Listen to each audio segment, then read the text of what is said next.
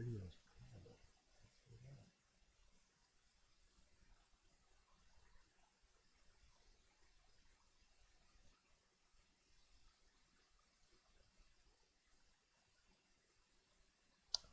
I'm just getting ready. So stay tuned. Hold on.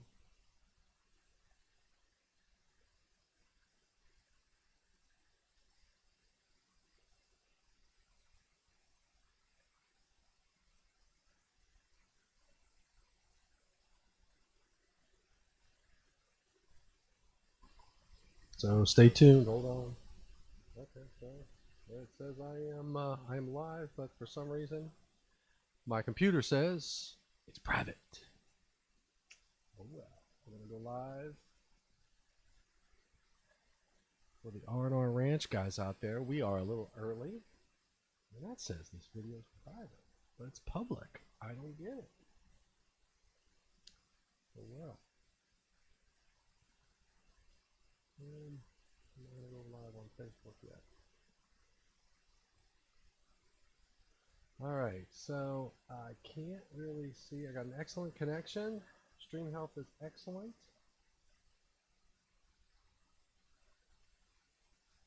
I don't know.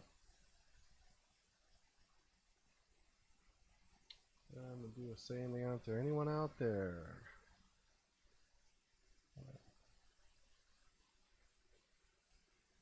Can you hear me? All right, we're gonna do that. We're gonna wait for. We're waiting for people to come in. So I got to change this too. So bear with me. Western section, scrolling news. I can get rid of that.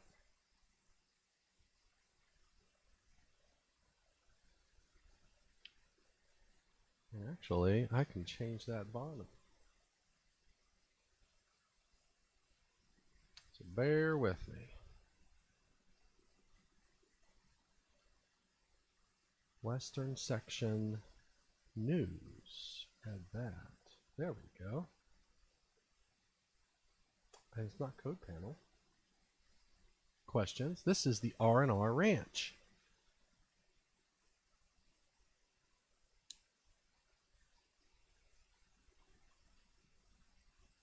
Wish I knew why that was saying private.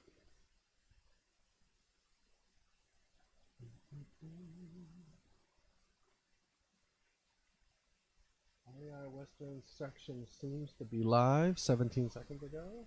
Yep. Wish I knew why that was saying private. Alright, so we're good. I responded to myself, and there's no one out there, and that's a good thing. Okay, so welcome to the R&R Ranch. Oh, hey, Dawn. Thanks. Thanks. I can see you. Excellent. All right. For some reason, my feed says this is a private video, and I'm not sure why. It should be out there on the public. It says public, so I don't know why. So I'm going to change this to science and technology. Got the thumbnail. I've got public. I say save. I don't know. All right, Dawn, hang in there, buddy, because I am just cleaning up some stuff.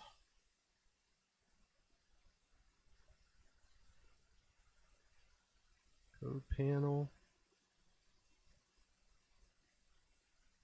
And Western section. Western section. Footer. News. Subject. I'm going to change the subject to welcome to the R&R Ranch. There we go. Welcome to the R&R Ranch. What more can we say about that?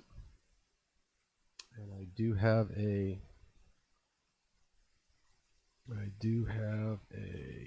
Western section standby. We're going to make that into the R&R Ranch. Browse.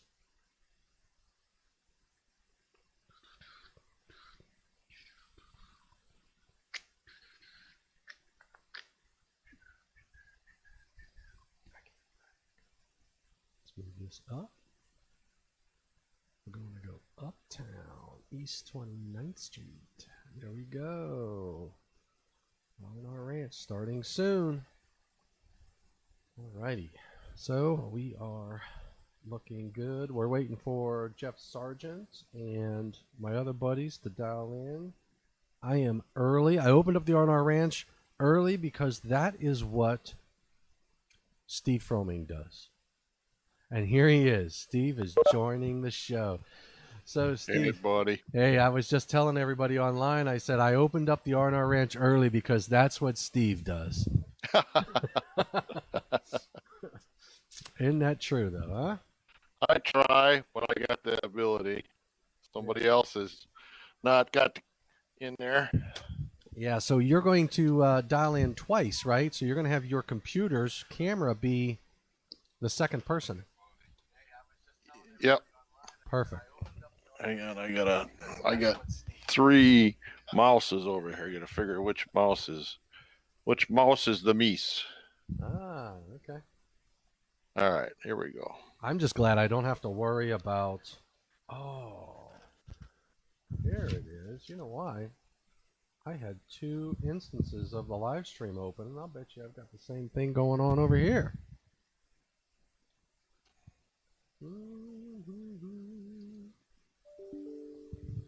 I'm going to stop at my Adobe Paint shop. I don't need my PowerPoint open. Oh, I got this.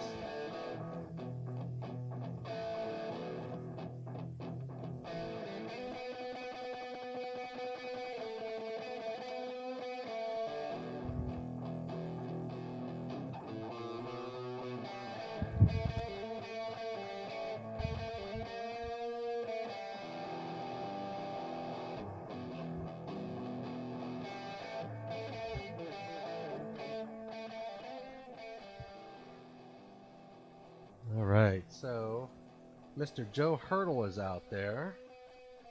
And yes, Joe, I did. Oh, I know why that is that way. All right, so boy, I really got this all screwed up. I've got the I got the live stream. Let me see if I can see. Yeah, so there it is. Did I get my question? Yes, I did, Joe, and I read it. Yes, and we read it over the web. We read it to everybody over the web, but it seemed like a statement rather than a question. I don't know if I think that's the one you're talking about, but I'm not sure which email you sent it to. They're starting to file in. So I have 2 instances. What if I close this? And then I'm going to refresh this.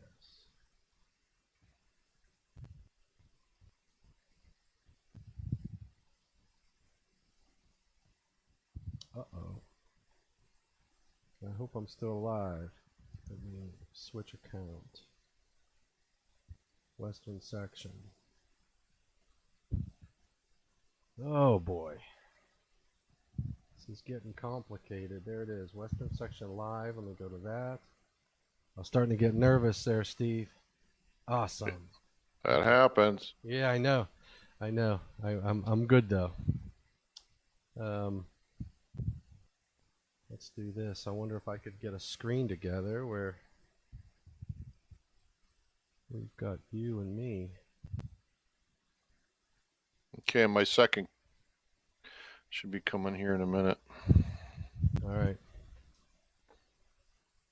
So everybody out there in the YouTube land, Steve and I are just trying to get some things set up. So we're working on it. So Hello, this is Steve. Hi, Mr. Froming. This is Guadalupe calling back from Equitable Bank.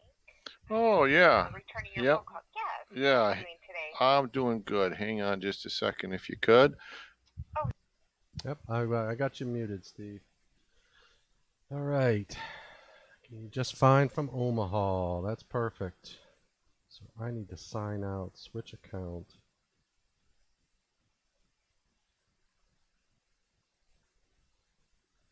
Live now. There we go.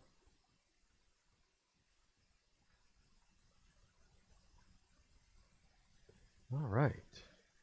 Okay, so we're getting there. See that? This is technology working for us.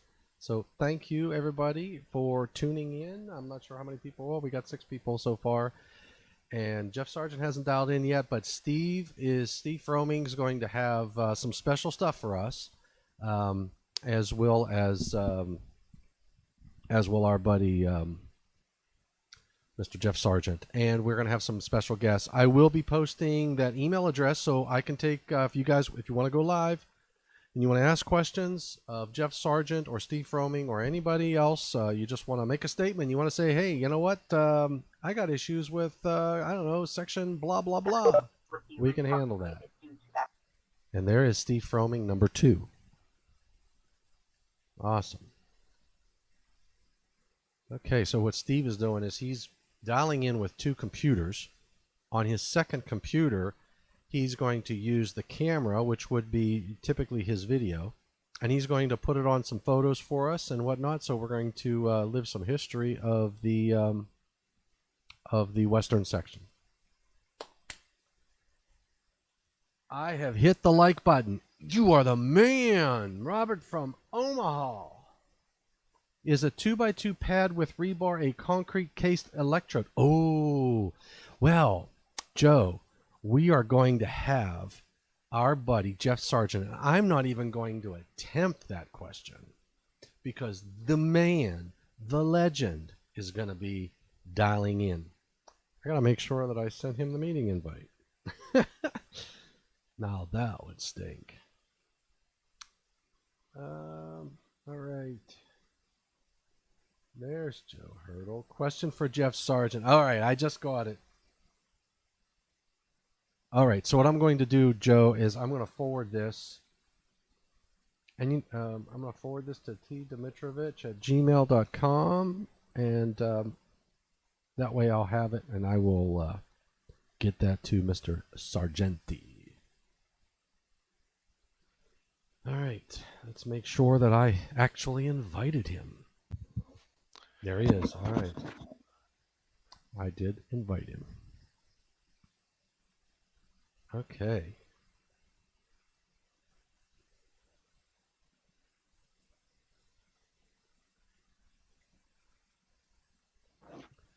Man. All right. So we got, so we're live. I haven't gone live on Facebook yet. We will, though. And we're going to be out there on 3 different platforms. I should have gone to a few more, but I figure 3 platforms is good enough. Yeah, 3 is good enough. Yeah, three's company, right? Isn't there a program like that? There is something about that. Yeah. Yeah. That was a good program. I like Three's Company. What was his name? He passed away from cancer. Can't remember the guy's name. Man, Three's Company. Okay, man, I'll tell you what. I got a microphone in front of me. I could cue up some tunes. I gotta play my... Here we go. How about some Led Zeppelin?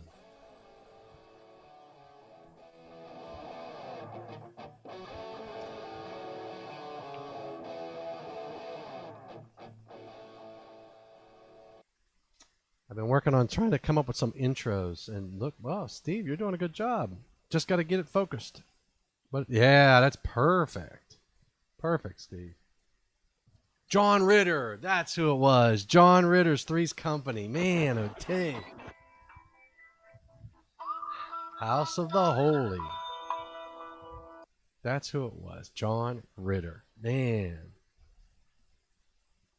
Jeez. That was a good program. I watched that when I was a kid.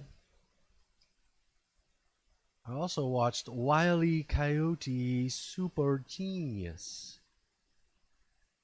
All right. Okay, so this is doing good. This is doing good. All right. It's only 5:39, but gotta get that Jeff in. So I'm going to just take a look at your screen there. It's a little blurry.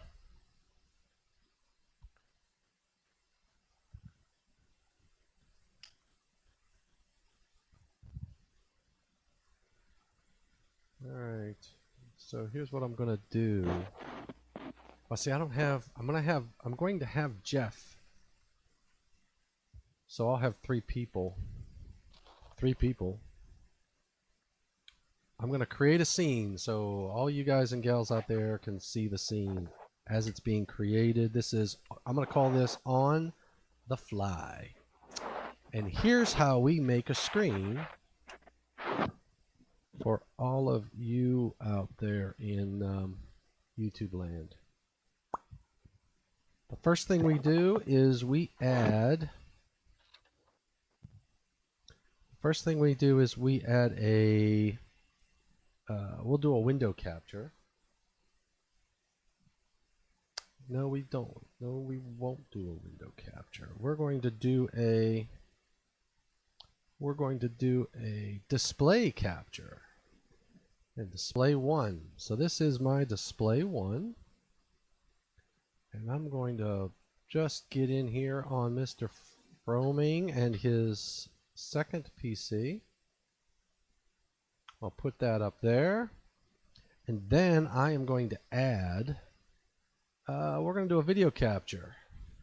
Yep, Steve is showing us how he chugs at the R&R Ranch. All right. I gotta get this one. Oh, man. All right, so I'm going to put me down in the corner like, whenever you talk, I'll just, yeah.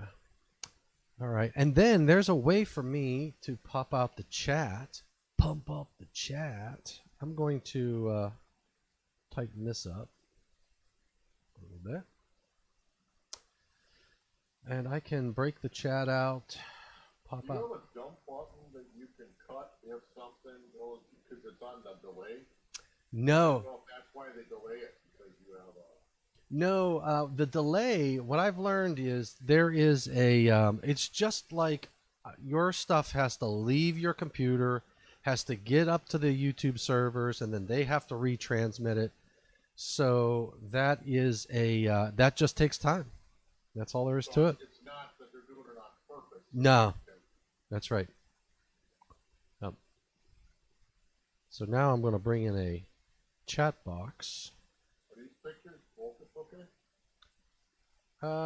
Yeah, they're not bad. They're not bad. Well, then it's hard for me to see what on the screen. So tell me when to stop. I'll tell you when to stop. Keep going. Boy. Yeah, well, that's, I don't know. It's hard, man. It's hard for me too. Oh, yeah. And I can't take them out of the plastic because they're like laminated in there so that they don't get, they don't get damaged. Right, right. Oh, and I didn't send you that picture, did I? No, you didn't. Might be too late. There we go. See, I got the chat box on the screen. For those who can't see the chat, I got you on the screen. You see what I mean? Jelly bean. We still don't have Jeff, but that's okay. What else? Okay, I just sent you the picture.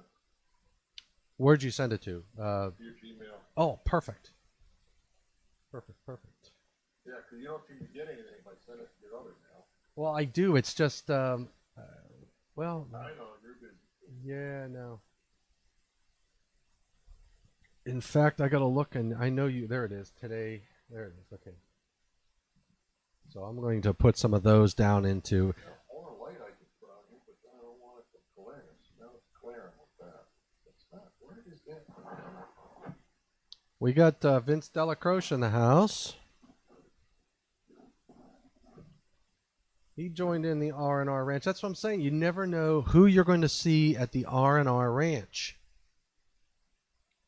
I don't know where that is coming from. The glare? No, the one behind you. Isn't there a light to your back right? I'm looking at the glare on my picture. There it is. There. That's the light right there. Yeah, but there's. I don't know where this is coming from. You've got. Where I'm looking, my hand is above the thing, and there's no lights around. You've got angels. This is from. No, it's not from there.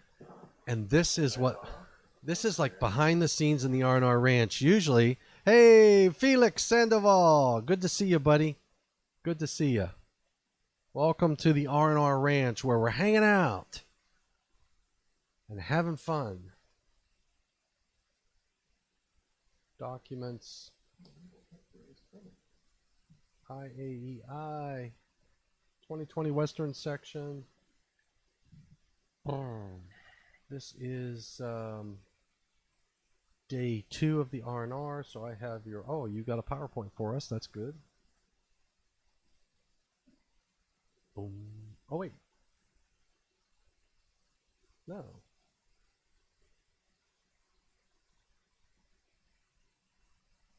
Oh, you just sent me the 2020. You don't have a PowerPoint for us. That was your answers to your questions, weren't they? Talking to me? Yeah. Yeah, you had sent me a an R. It said an R&R Ranch. Hey, Dean Austin, and it said there was Steve Fromming bio, and then it was the PowerPoint. I was thinking that was for tonight. Oh, that's where you couldn't find the stuff I sent the other day? Yeah. Oh, you had it. You set it off to the side. Yeah, I did. I was thinking that was for the R&R Ranch. So. Did you get the picture I just sent you? A minute ago? Yes. Okay. Yep. I just copied. I don't know where that. That is the weirdest thing, man. If you saw what I have here, what is making that light go on that picture in this spot? There is no light there. I mean, there's nothing above there. So this phone number was for Ron who? Janikowski. Oh, no, Big Ron. Yeah. You know Ron. I know Ron. Yeah. Yep. Beautiful. All right. So we got Dean Austin in the house. We got Felix Sandoval. We got Vincent Delacroce. We've got. Is Steve live or is he Memorex? That's what Robert is asking. I'm live at the moment. Here, I'm going to put this over here. Oh, that's better. Mucho gusto. Mucho better. Very good. All right. So,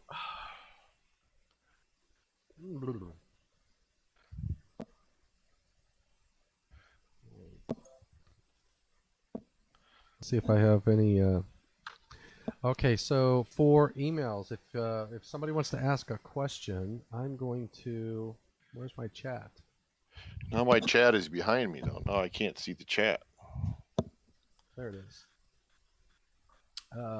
So to get into the queue, send your phone number to TSDNQUE. And you know what that stands for, Steve? I do. It's the total Technical social distancing. distancing network. Yes, you are now part of the technical social distancing network. .com. Yes, Jeff Grassi, the Wisconsin hospitality and the R&R food is, and Joe Hurdle says he's going to have a Yingling. Prost, excellent. I'll have to see how I find a picture of Joe Hurdle in here. Problem with Okay. these are upside down to me.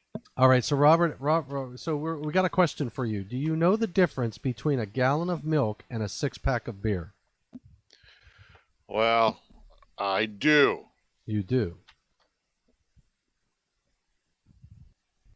All right, so he says he does. What is it? What's the difference? Help me. Well, I mean, I think I know what the difference is. One is for babies and one is for whiners. Oh, which one's for babies? No. Unless you're from Wisconsin. I love it.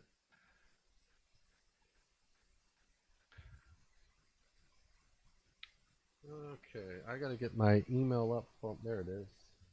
All right, so we are getting close to 6 o'clock.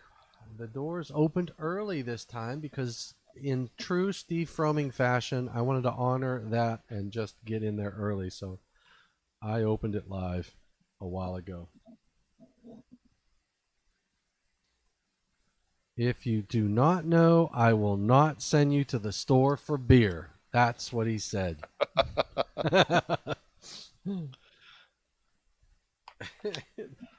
There is something wrong with this crew today. I got my coffee with nothing in it but coffee.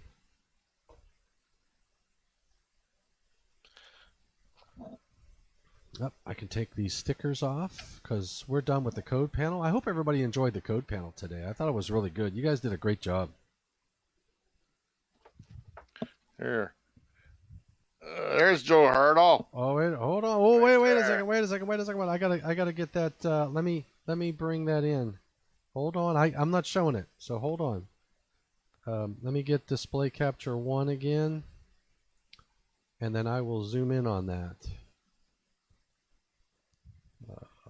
Here's Joe. Oh, hopefully Joe Hurdle is still watching us. Whoa, where's it at? There it is. Hold on. Oh, I gotta get it bigger. This is like you're working. There's Joe Hurdle, huh? Yeah. Wait, that's in the orange jerky, and I bet I can tell who that is on the right. That's Chad Kennedy, isn't it? Is that Chad on the right? I don't know. No, to his right, no. To his left. Jim Biesterveld. That's the guy from Wisconsin. Oh, okay. We're in Wausau now that I'm looking at Ed Lowry's on the far right, in the red jacket. Excellent. There's Joe Hurdle, and there's Ray Weber on the left.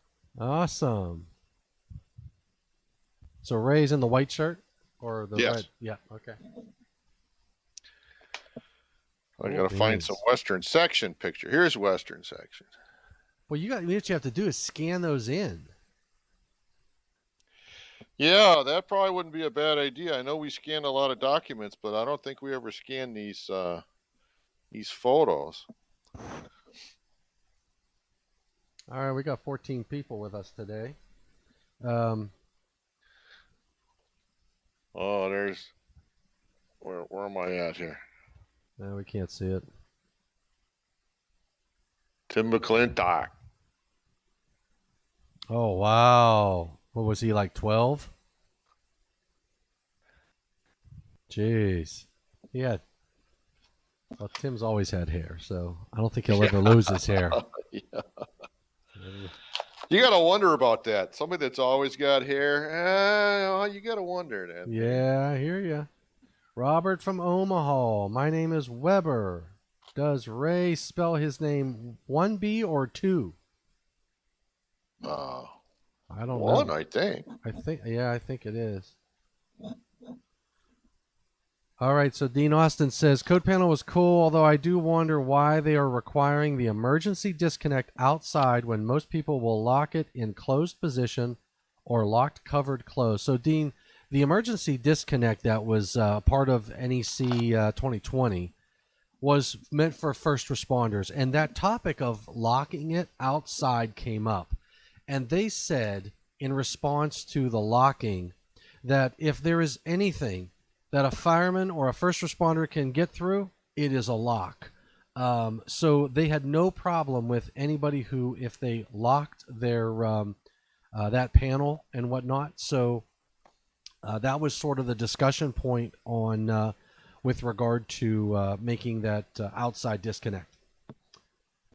So that's six of one, half dozen another. That's sort of where that lands. Now there's a lineup of some liquor, huh? Look at There's that. the busman's That's the busman booth. side room. Ah, yeah. We always do. The busman guys always did a sort of an R&R Ranch extension.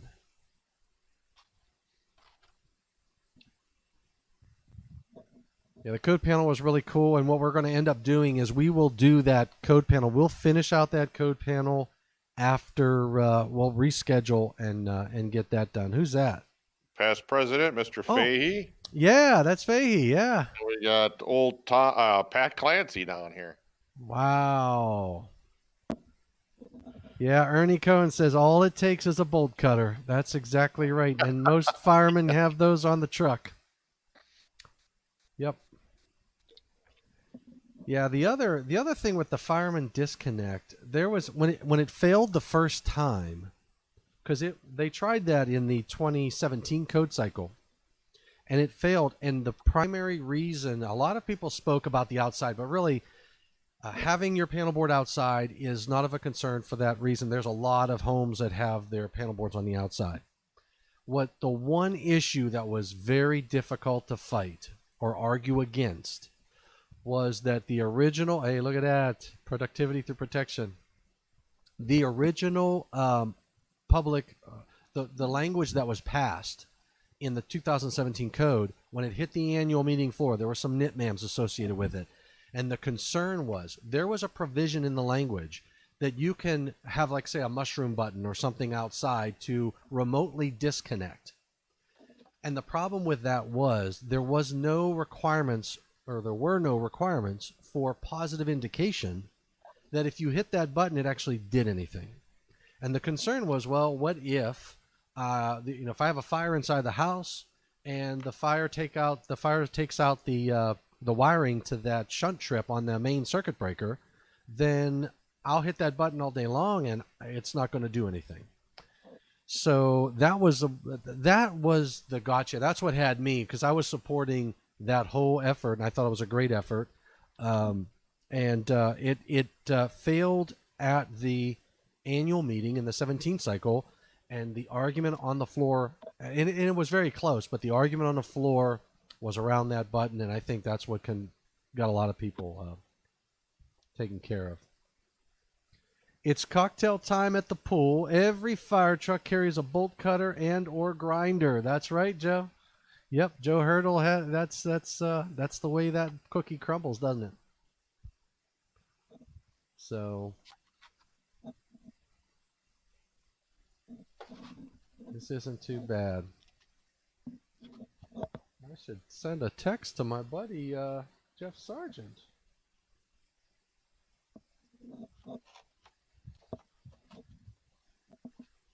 I'm going to send him a little text box.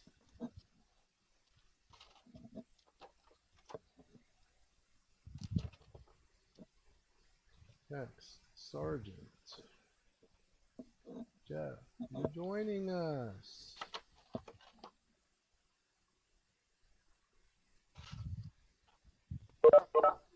Oh, there he is. Speak of the devil. Hey there, Thomas. I just sent you a text. I was like, okay, what happened to my Did buddy? you? There it is. Yeah. Joining us. I love it. All right. So we got the You look like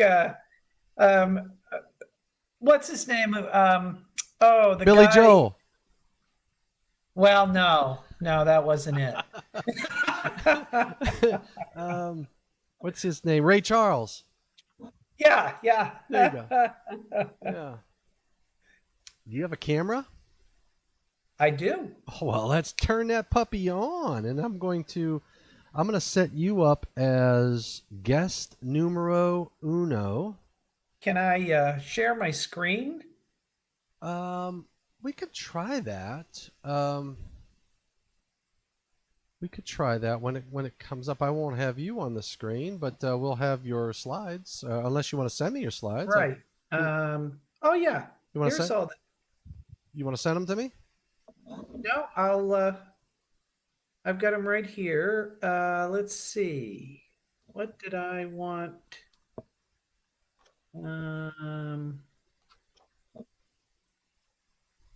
If I do this,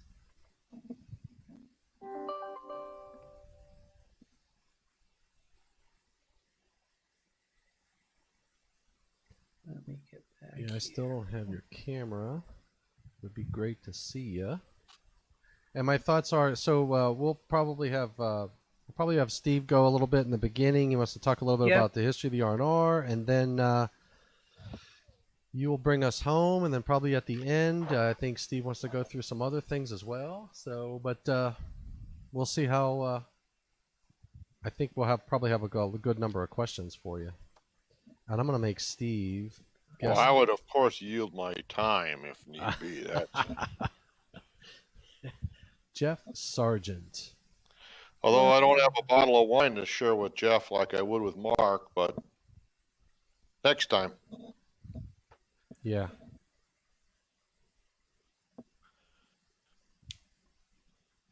Wow. Okay. So you are going to be guest number 2 there, Mr. Froming. And then guest number 3 is going to be your other computer. Because resistance is futile. And then guest number 3 is going to be... Yeah, Jeff, we had a good code panel today. Oh, good. Yeah, it wasn't too bad. It was, they had a good time. Had a lot of really good questions.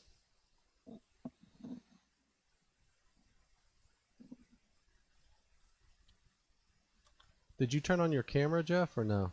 Now, good turn. I just want to see if you can see this. Oh, yeah. Yeah, I can see that. So you can see that. So, okay. Yep. All right. That works. So I want to get out of Now, there. and I'm looking at your master slide deck, your presenter view, not the Okay. other view. You want to stop sharing, or is that what you're trying to do? Or? Do you have to do that? I don't think so, but I can take that off of you. I can Share application. Okay. I think I can take that off you. I'm going to share. There. There we go. Okay, so you should see.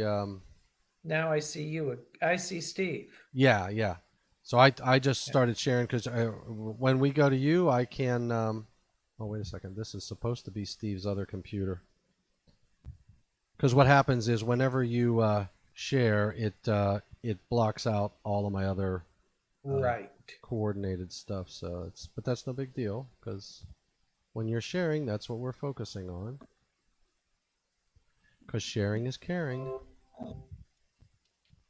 And then you can turn on your camera, and before we share, we can do some introductions.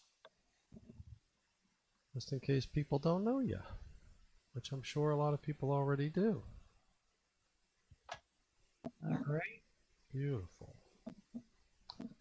Okay, so let's see. Yep, guest 1. Oh, yeah, well, you are guest 2, and then guest 3, guest 1, I got to fix that. When you shared, it changed the order of everybody. Oh, okay. Yeah, no big deal. I can fix this. It's nice when things are stable And that would be Steve Froming. So Steve Froming is now guest number 1, but he's got your name, so he is going to be Jeff Sargent. Okay. All right. Make a movie about that. Here we go. Yeah, that would be a very scary movie, wouldn't it? All right, so there's guest 1. Jeff's still not sharing his camera.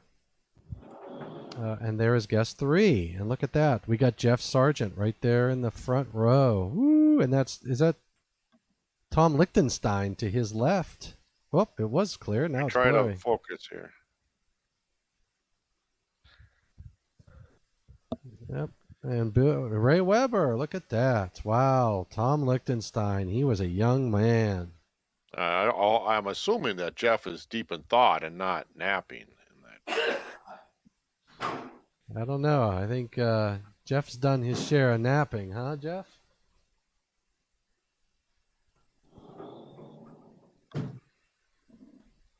See, Jeff's getting his research out to answer these questions. All right, so let me go to, I got guest 1. I got guest 2, which I'm still not seeing your camera, Jeff. Guest Oh, 3. it's turned off. Yeah. All right.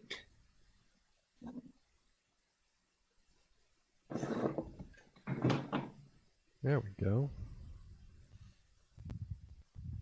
Guest 3, guest 2. That would be Jeff Sargent.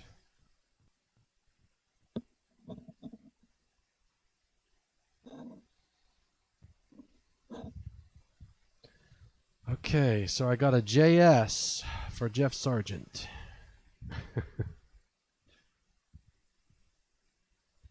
I was looking to change my background. I Can you change the background? You're still not sharing your picture. Oh, I think you can on WebEx. Yeah, I don't think you can change your background on WebEx. Okay. Yeah. Yeah, otherwise I would have changed mine into something. Well, Tim McClintock says there's a lot of good questions from the audience coming. all right. So there he is. Woo, doggy. Jeff Sargent in the flesh. I believe you are guest 2. There you are. And let's do this. I'm going to just get you centered up a little bit better over here. You're letting your hair grow, huh? You bet. Awesome. See, I shaved all mine off. No, I'm staying away from the barbers. That's good. I am too. I bought a set of clippers. Oh, did you? Yeah. And you know what? You'd be surprised what clippers and YouTube will do. This is what it'll do. Obviously, you haven't got it perfected yet. Well, you know what? Wait a second. I did have it perfected. My problem is that the other day, a little bit ago, I decided to, a few weeks ago, I decided to just shave it all off. So I lathered it up and I just shaved it all off. All right. Nice.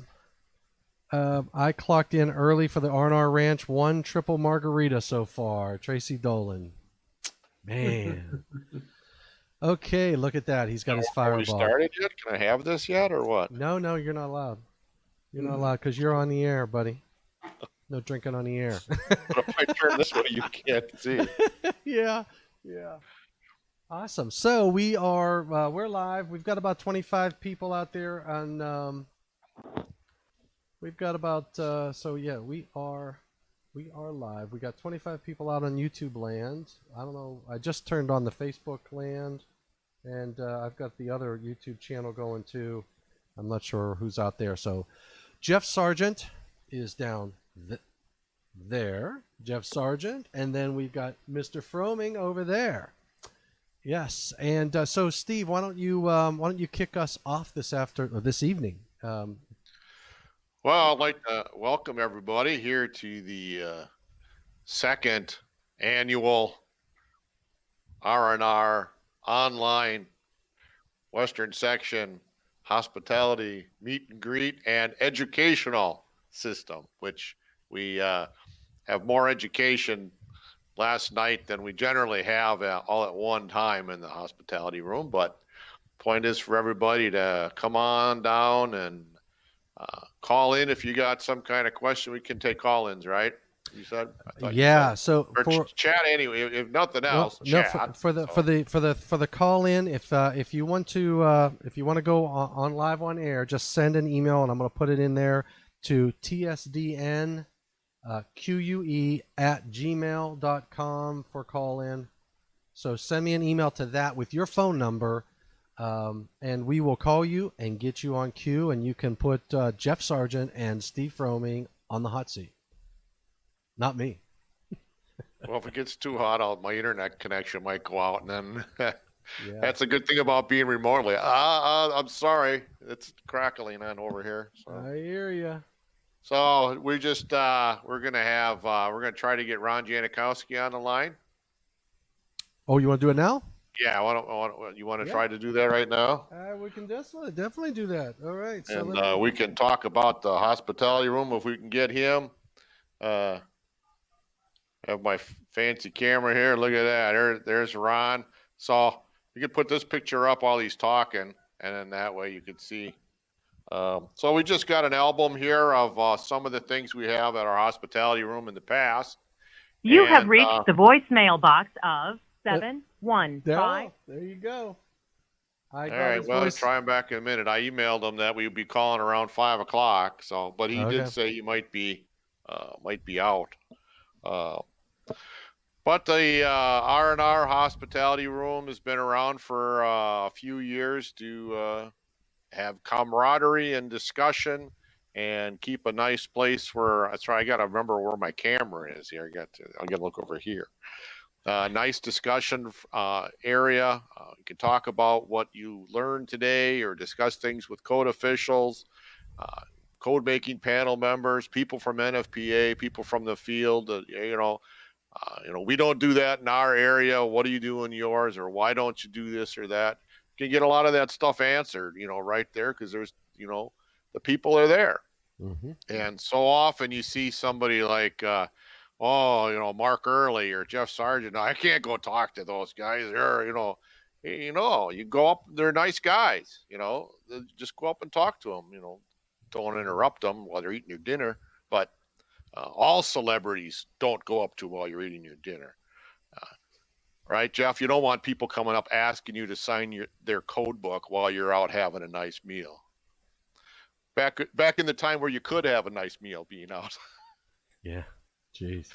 So it's just in general, a place to meet. We have food and entertainment of some kinds, and beverages and food. And it's if we can get Ron on here in a little while, he can explain more about it. If we can't, and he gave me a whole 3-page letter on how to explain everything. So we might just paraphrase some of that. But started with the Wisconsin chapter, and we get help and donations from other places like Eaton Busman's a good provider, and North Dakota, South Dakota, Michigan. A lot of places help us out with defray the costs, and it's just a place for everybody to come and enjoy themselves, and not have to go out or go somewhere. It's just always right there in the venue. Just come to relax. So we've got some photo albums, actual photographs, not electronic stuff, of some of the days gone by, and we thought maybe we'd just share some of this stuff. And just keep it nice and light. And Jeff's got a nice item he wants to talk about, so we'll let him talk and see if we can get Ron back on. And we'll look around for some embarrassing pictures we might be able to find in these photo albums here. There we go. Nice. Right. So Joe Bellantoni says hi, Jeff. So we got a lot. Mike Forrester on there. Tim McClintock's on there. Tracy Dolan. So now, Jeff, you can see the chat now, and I don't know. You're probably not. Wait a minute. What's Mike Forrester trying to do here? He's trying to. It's a Good Western section meeting. Yeah, That was right when the eyesight starts to go. Hope he's not getting sick in that picture. I know. Yep, we got some good memories from the Western section. Ron is the man. Yeah, there we go. We got a Ron Janikowski is the man. Nobody fries cheese curds and trout like Ron does. Oh, there's Ron. Yep.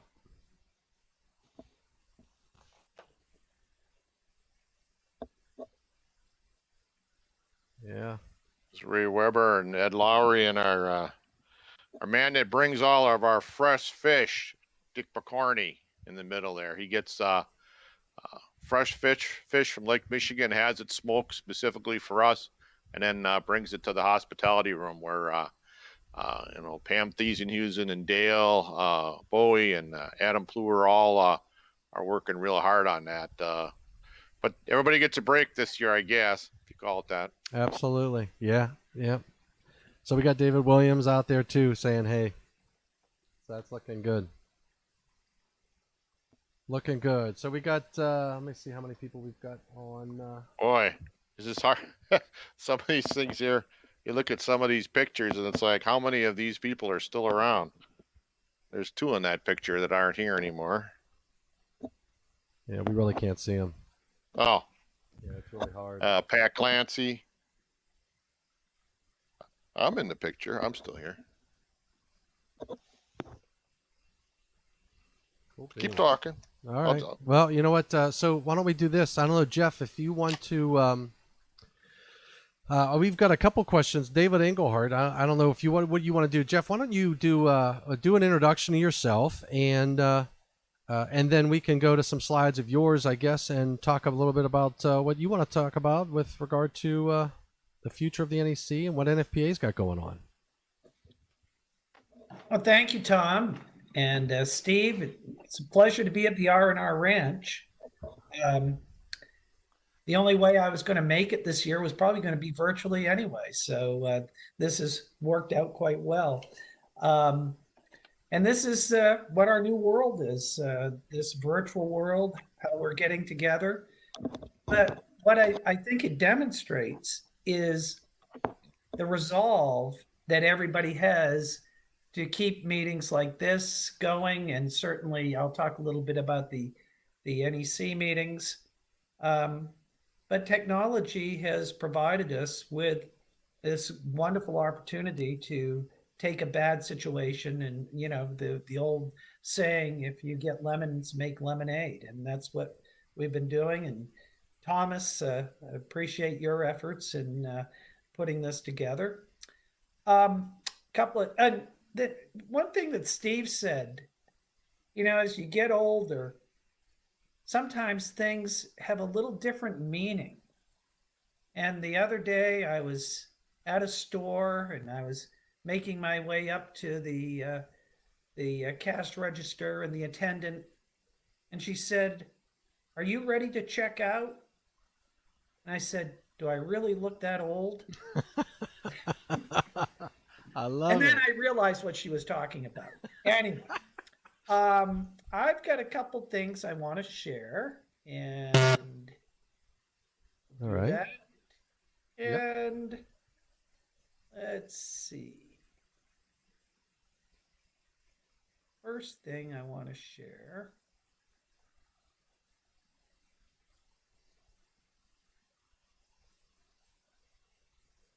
Back. And are you seeing my screen, Thomas? Not yet. Not yet. Okay. I'm going to go to participants, and I'm going to see if I can make you the presenter. Change There we role. go. Oh, there you go. Yeah, perfect. Okay, well, hold on. Let me, I'm going to move this over to this screen over here. And I'm going to close that. And then I'm going to do that so everybody can see it. All right, so there we go, Jeff. You are live, and everybody can see your desktop now. All right.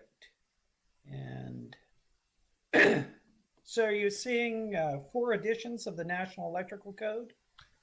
Yes, we are. Right. I've got to get. Yep, I'm going to try to make you a little larger here, so we're going to see how granular this comes out or how good this comes out.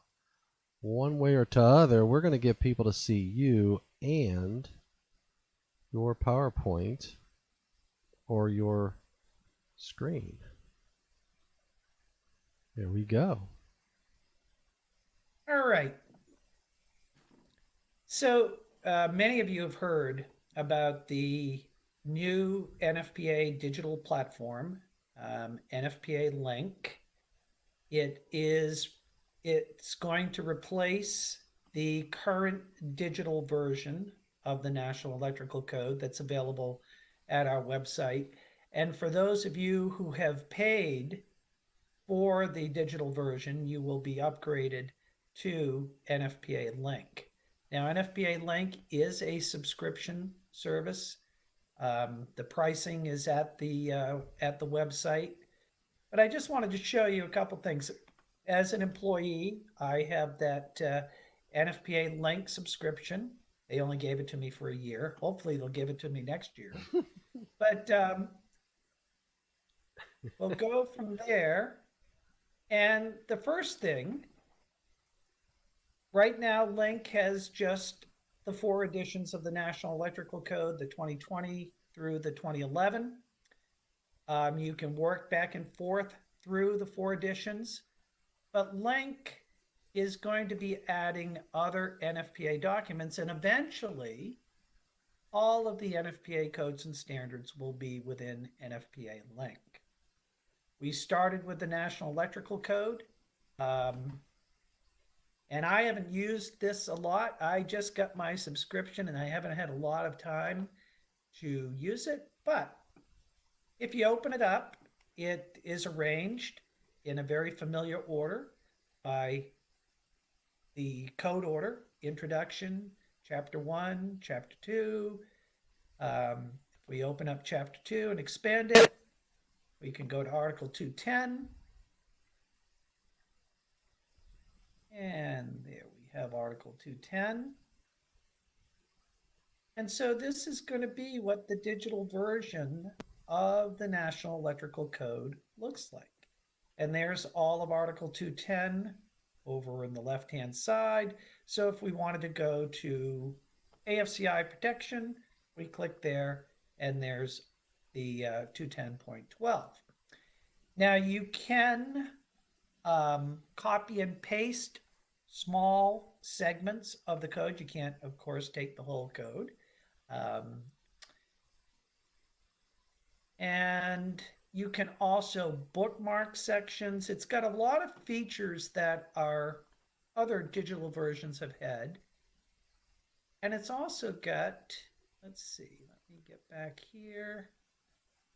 Yeah, I haven't added any bookmarks yet. And I can have a collection of bookmarks. I can create my own personal collection of bookmarks, whether it's in the 2020 code, the 2017.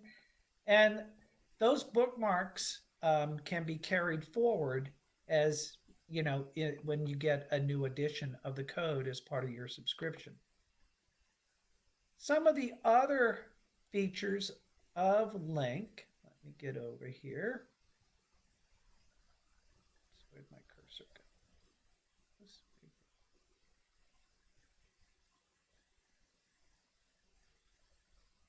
This is something we've been doing a lot of work on, and it's just starting to come together, but we are going to eventually, because all of the NFPA codes and standards are kind of a, you know, an integrated set.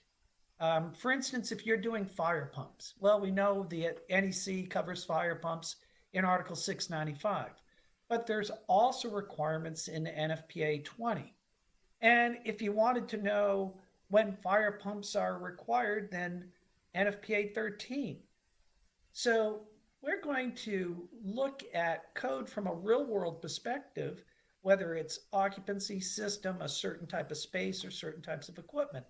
And what we've done is we've looked at a number of very common occupancies, whether it's assembly, high hazard. A lot of these are, you know, kind of life safety code or building code, NFPA 5000 terminology, mercantile, residential, single family. And what we have there, and again, it's we're still working on this, but let's go to residential. for a single family. And actually, we've got some pool equipment in there, but we've got 17 situations. It's taking a while for it to come up. But for instance, oh, there we go. We want to do a single family load calculation. Oh, Tim McClintock noted that he's glad to see the links to the individual sections, that he said other digital versions only had article numbers. yeah, yeah. And again, we built this based on input from users of the code. So this doesn't have a calculator in it. That is something that is in the plan for this. But if we click there, gives us an example. We can read more about it. Note that in this part of link is where you get some commentary, similar to what we had in the handbook. There is not going to be a digital version of the handbook. The enhanced content that we got from previous editions of the National Electrical Code Handbook in a digital presentation is now going to be built into Link. And so we are constantly working on building this enhanced content. It's always wheels in motion on this, and we will be adding to this. That's the beauty of a subscription. It's, you know, like a magazine. You're getting something new all the time. So I've got to give a lot of credit to Derek Vigstall and Corey Hannes, who have been working on the development of a lot of this content for Link. So I encourage you, there's a 14-day, let me go back here. Oh, so you have a, can they go in and try it out and kick the tires? There, absolutely. Awesome. Let me show you, Thomas. You know, I can remember Derek talking about being able to go into the code, if you're working on a residential dwelling unit, to be able to see everything associated with that by filtering. Yeah. That's a great idea. It's a scenario-based platform, those occupancies and equipment. And so what we've tried to do in building it is, okay, if you're doing a single family, if you're doing a swimming pool, let me go back real quick. Does it just look at the NEC, or does it cross different NFPA documents? It's going to. Once we start adding more documents, it Awesome. will provide you the cross references. For instance, on fire pumps, you'd get the references from 695, you'd get NFPA 20, you'd get anything else. So that's the beauty of this. We're going to take all of those close to 300 NFPA codes and standards, and it's going to be one big integrated platform. Wow. Now, David Engelhardt asks, he says it seems like Link will replace NFCSS. Eventually it will. NFCSS is still a product that we have available, but eventually Link becomes the way that we are going to share our content. Wow. Awesome. Yeah. I was going to, let's see. I know that we've got, yeah, for instance, if I go to the swimming pool. Now let's go down to the motor one. And again, I'm playing with this, or commercial kitchen. Let's go to commercial kitchen. And so these little numbers on the drawing are associated. They associate with, in this case, it's the hood. Okay, so we open that up and we find some NEC requirements about commercial cooking hoods. But note, we've also provided some guidance to NFPA 96. Now, once NFPA 96 is put into Link, we'll be able to look at the NFPA 96 requirements as well. And not every electrician has a copy of NFPA 96, but if they have Link, they're going to be able to look at NFPA 96. Boy, you're going to make it too easy, Jeff. Well, that's what we want to do. We want to save people time because time is money, and in using the codes and standards. Very nice. Anyway, let's go back. Here's the NFPA homepage. Can you see that, Thomas? Oh, yes. Yep. All right. So right there, sign up for your free trial. Wait, where's that at? I know. I just want to show them how to do it. Sweet. Click on that. We work our way down. Try link today. Sign me up. There it is. Now, don't let me scare you. Here's, the prices aren't scary, but you say, well, where's the free trial? Hold on. Go all the way down to the bottom and see right there where my cursor is. Try it for 14 days 14 free. days free. Nice. We don't even take any payment information from you. Oh, wow. So you're not going to automatically bill me after 14 days? No. Wow. That's a We'll change. just expire you. That's beautiful, Jeff. I mean, I never sign up for stuff like this because you know what happens, especially like on TV. You go out to like YouTube TV or Apple TV and it says, try this for a month. And then when you forget about it, next thing you know, you got a $200 charge, and well, you're now a member. So you don't do that. That's great. Exactly. No, we're not going to do that to our stakeholders. Nice. Wow. All right. So Greg Chantal says he's really enjoying Link, but he says, however, the advantage of NFCSS is that he can print large sections or full code, and Link only lets him print small sections. Well, and that's intentional. There is, if we allow you to print too much, we're going to have people abusing it. Unfortunately, we have to deal with that with intellectual property and digital platforms. And so, yeah, Greg, I'm sorry that Link doesn't give you as much, but you, again, how much code do you really need to print at one time would be my question. Yeah. If you've got a section, generally, we're talking about a section. Now, can you copy and paste 2 or 3 sections? Like something from Article 210 and something from Article 250, something from Article 410? Sure you can. Now, I see. I wallpapered my office with the code, so I was printing in volumes. Yeah, I hope you put the copyright insignia on it. Ryan Jackson says he was playing with this yesterday. He said it's much better than the previous 2020 digital product, so he's loving it. Good. Well, and we've had a team working on this for over a year, Wow. a year and a half. It's been the vision of Jim Pauley. When he came to NFPA, it's coming to fruition. And again, it's just going to get better from here.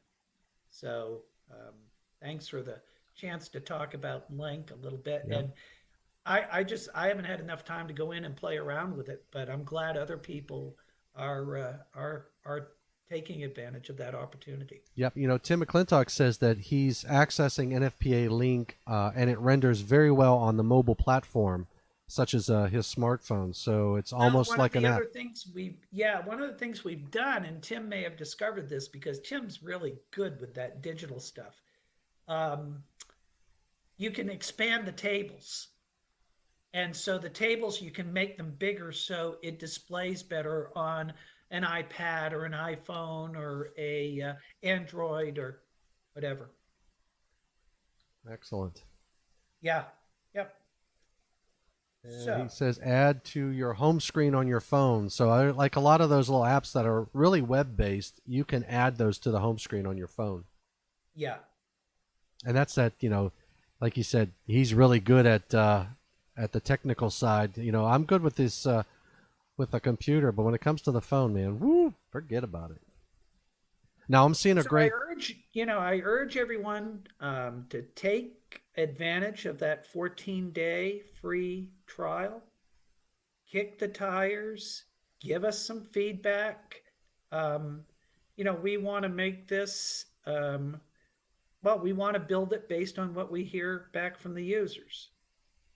Excellent. I'm seeing a gray screen. Is that intentional, or are you going to have something else up? I'm going to put something else up in a Okay, moment. just wanted to make sure. Yep.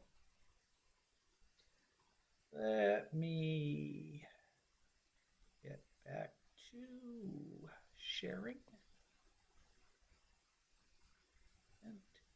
And we'll go right there. Well, the code has a lot of gray areas. You're just showing them. There you go. Oh, tentative interim amendments. Good. So we're going to talk about this in a moment, but I want to talk a little bit about the 2023 NEC and where we are right now. And actually, I do want to share me back out of that.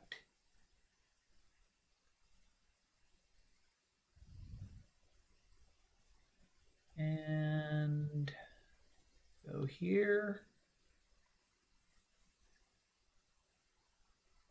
Felix said good one, Steve.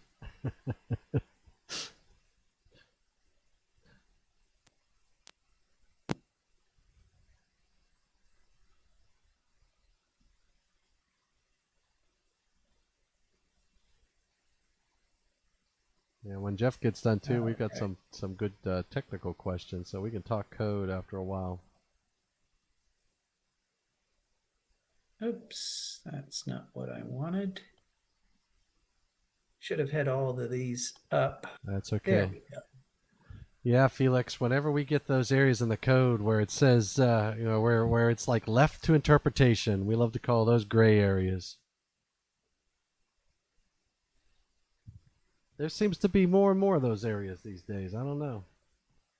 Well, while Jeff is pulling that up, I'll just say that I did speak with, I texted with Ron Janikowski. He's up north in Wisconsin where the radio waves don't travel. So he heard it, but he can't go on. So we'll try. So he says hello. Awesome. All right. So do you see a schedule? Yes, we do. Perfect. A schedule. So last November at the NEC doc info page, we indicated that the 2023 NEC was open for public inputs. And September 10th, just passed 12 days ago, was the closing date for those public inputs. I'm happy to report that I believe we have set a record for the number of public inputs in a single NEC cycle. Wow. We had over 4,000 public inputs. Woo. There have been a number of task groups working. These were task groups that were either formed by the correlating committee or they were formed at the request of the Standards Council to address some issues that came up at the last annual meeting, some of the appeals. And reconditioned electrical equipment was one of the task groups that the Standards Council asked to be formed. We had a Standards Council task group on bimetallics, the copper-clad aluminum issue that came up during the last cycle. And then there were other task groups working on some really great things. And Larry may have talked about some of this last night, but I'm really excited for this 2023 NEC. Dave Williams led the usability task group on a revamping of the NEC style manual. And that will be approved by the Standards Council at their December meeting this year. And of course, if we hadn't had the whole COVID thing, we would have been going into that at the NEC meetings in January with this brand new style manual. Well, we're still going to be going forward with the new style manual, but we're going to be starting the meetings a little earlier, and I'll talk about that in a moment. But one of the major changes that Dave's task group has done in the new style manual, all NEC definitions will be in Article 100. Point 2 sections will no longer exist. Now, the style manual, once it is approved by the Standards Council, it will be up and posted on the NEC site on the doc info page, just like the current style manual is there now. But yes, the task group felt it was time to move all of the definitions into Article 100 so they're all in one location. There are certain usability features associated with the moving of the definitions. For instance, a lot of those definitions in Article 680, for instance, or 517 that are unique to just that article. Well, where the definitions are used in only one article, we will reference that parenthetically at the definition in Article 100. And that information on the use of Article 100 will be revamped so that it provides specific direction on what all the nomenclature that's included with those definitions is about. So I think it was a great effort. David did a wonderful job leading that task group, and also that task group he led on updating the NEC supplemental operating procedures, which are really, supplemental operating procedures are specific amendments to the NEC project to the NFPA regulations governing the development of standards. I will say, Jeff, that we're going to have David Williams on Thursday night, and he is going to walk us through some of those key changes in detail. Oh, okay. Well, So- I don't want to steal too much of David's No, thunder. no, you're okay, because this is a tickler, because Dave's going, like you said, he chaired it, so it's like what you're telling us, and then when he tells us, it's like hearing it straight from the horse's mouth, because he was basically heavily involved with it. So so that'll be that's good. This is a good advertisement. Well, that's right. It's in the television radio industry, that's called a teaser. That's right, a teaser. That's right. I created a bunch of teasers for the Western section. Well, and believe me, the Western section can be proud of David. He did a fabulous job and just spent a lot of time, his own time, working on it and putting documents together and leading the meetings. So kudos to David Williams, and kudos to all of the volunteers who have been working so hard on all these task groups since last winter. Yeah. Couple of other things. So those over 4,000 public inputs come in.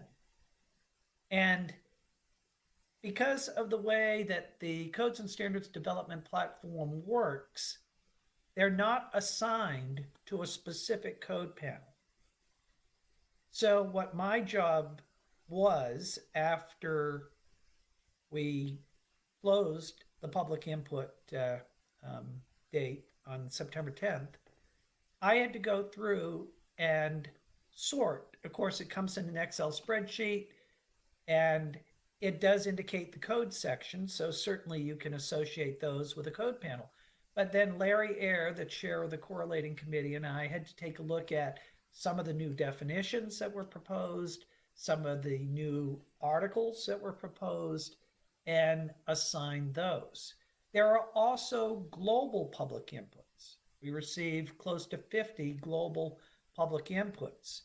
Some of them applied to the entire document. They were like an editorial global public input. So those are going to be seen by all 18 code-making panels. There are some global inputs that only impact maybe a half dozen or less code-making panels. And again, those will be seen. Now, a nuance of the terror, the TERRA, that's our Codes and Standards Development Platform.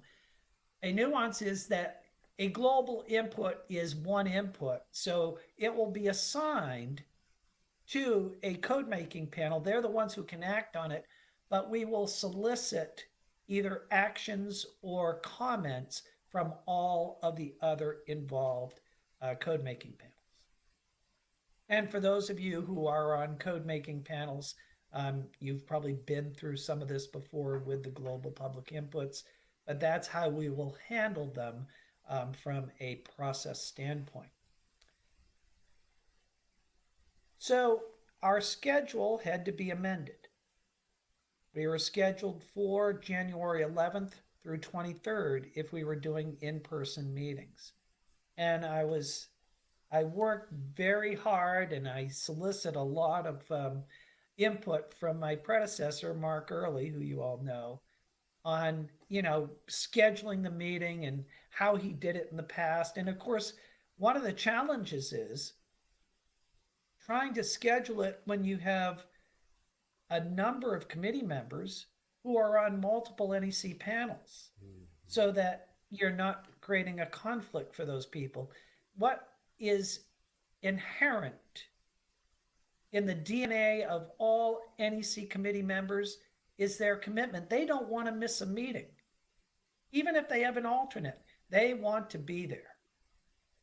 And so we try to create the schedule so that we don't have conflicts, so that the committee members can be at all the meetings.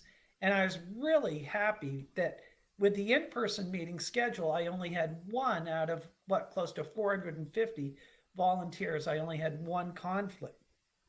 Well, the good news is with the virtual meetings and being spread out a little more, I ended up with a schedule that we don't have a single conflict that I know of right now. And so we're going to be starting with panel 8 and 18 the week of November 30th. And every panel is going to get a full 6 days, if necessary, to complete their work. And actually, the good news is that if a panel, for whatever reason, ran over, there's some time in the schedule where they could have another meeting. We're not a slave to hotel schedules and airplane tickets that, I have to leave. So, we could have done that in the past, but we always tried to get it done within the in-person meeting. With the virtual meeting, there is a little more flexibility. We tried to schedule this based on workloads from the past. Panels that historically had lighter workloads, we tried to front load them in the schedule, and the ones who historically have had the heavier workloads, we've put at the end of the schedule. As best we could, and trying to get this done without creating the conflicts. And also from a staffing standpoint, having the staff liaisons, the NFPA staff available over this 6-week period to handle these meetings. So the most meetings that would occur in any week would be that January 4 through 9, and we've got 4 panels meeting that we got a question, Jeff, from who is that? Joe Bellantoni. He's got a good question, and I've had this myself many times already.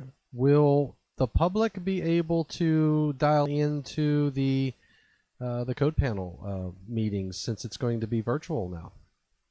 Well, all NFPA meetings are open. And in the past, when they were in-person meetings, anybody could attend those meetings. These are not closed sessions. We will be doing the same thing with the virtual meetings. And actually, just today, at the doc info page, if you go to the next edition tab, the meeting notices for all 18 code making panels were published. They were put up on the site. And in the meeting notices, Joe, there is information to contact Sarah Caldwell, who is oh gosh,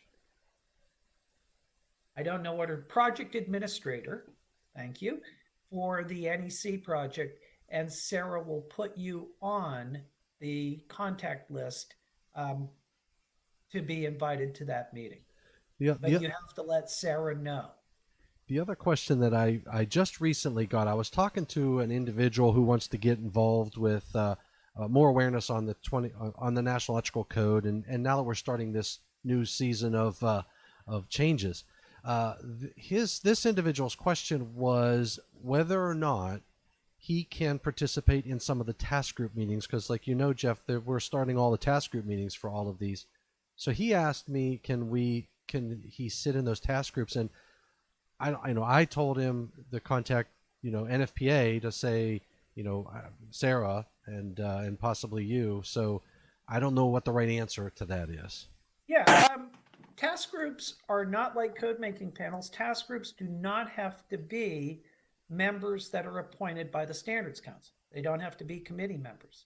So if we have somebody who is interested in participating on a particular task group with a particular panel, they should reach out to Sarah, who could put them in touch with the panel chair.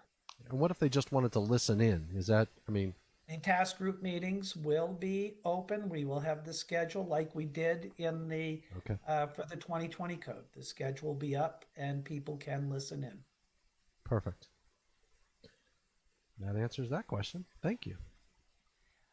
The NEC meetings are suggested meeting times that we want the panels to adhere to because we need to accommodate coast to coast. We don't want to make the West Coast people get up too early, and we don't want the East Coast people to have to stay up till all hours of the night. So we will be running starting at 10.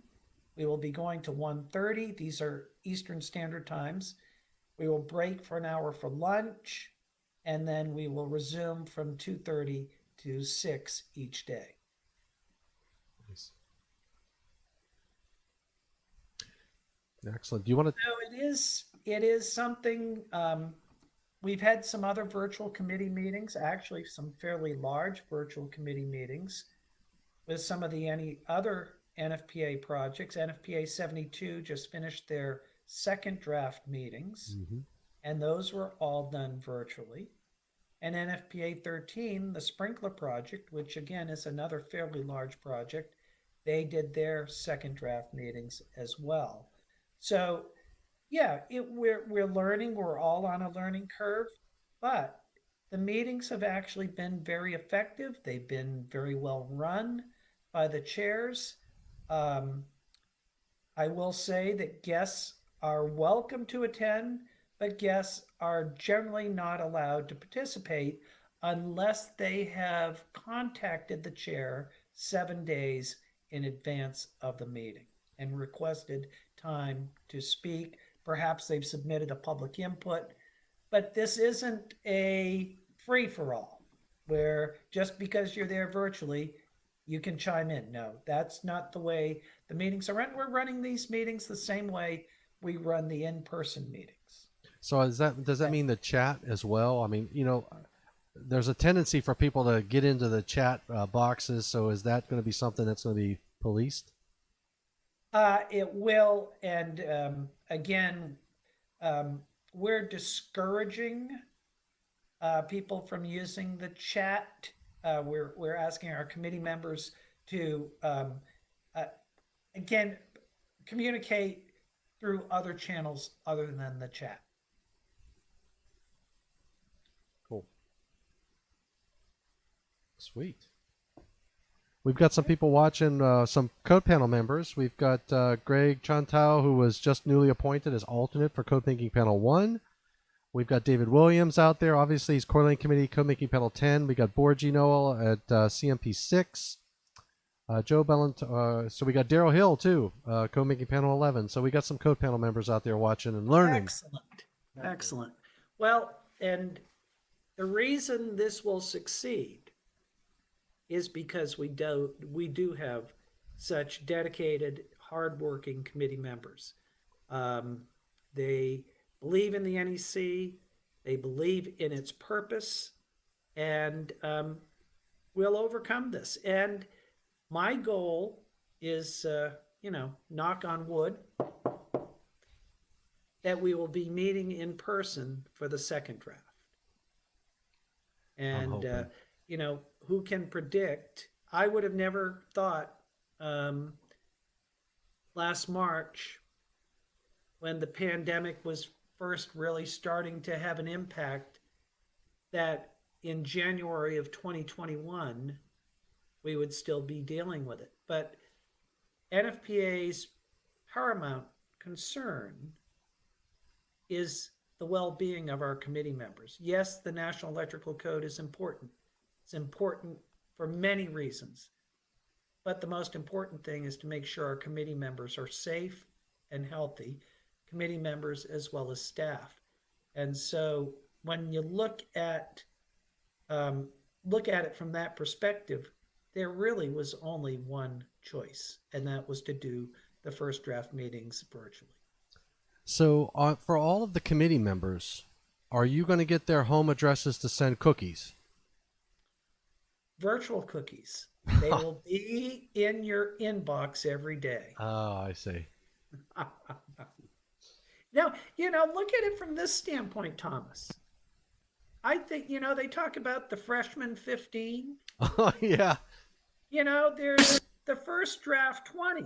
Everybody puts on weight because they're going out to dinner every night. They're eating the cookies and all the other snacks that we provide. Look at this as an opportunity to lose 20. You know what, Jeff? You are management material, buddy. Bet.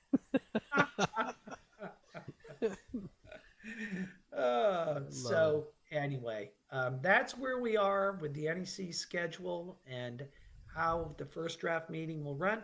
Everything else will look the same. There will be the first draft report. The public inputs should be up relatively soon. We're working internally to get the packages built for all the code making panels so the task groups can start working. I think the task group work, it's critical every cycle, but this cycle, the task group work is going to be really important as we get into those virtual meetings. And so we want to give these task groups as much time as possible to do their thing with the public inputs. Now, we are prioritizing based on the schedule. So panels 8 and 18 will start to see their things before some of the other panels, but they've got to get underway because they're going to be meeting at the end of November. Excellent. So Tracy Dolan says he'd love to be on a code panel. He needs some input through the IAI would be great. So that's Tracy. That's the proper channels to get in with the IAI. Let them know, and I know they create that list and evaluate the people that want to participate. So show your interest, step up to the plate, and talk to those in your chapter. Let the right individuals know, and they'll filter that right on up. So that's a good thing. Al Teresi says, hey, Jeff. He's out there on Hi, Facebook. Tracy. Good to hear from you. Thanks for joining us at the R&R Ranch tonight. Absolutely. We're having a good old time. Now, one other question came in on a previous discussion.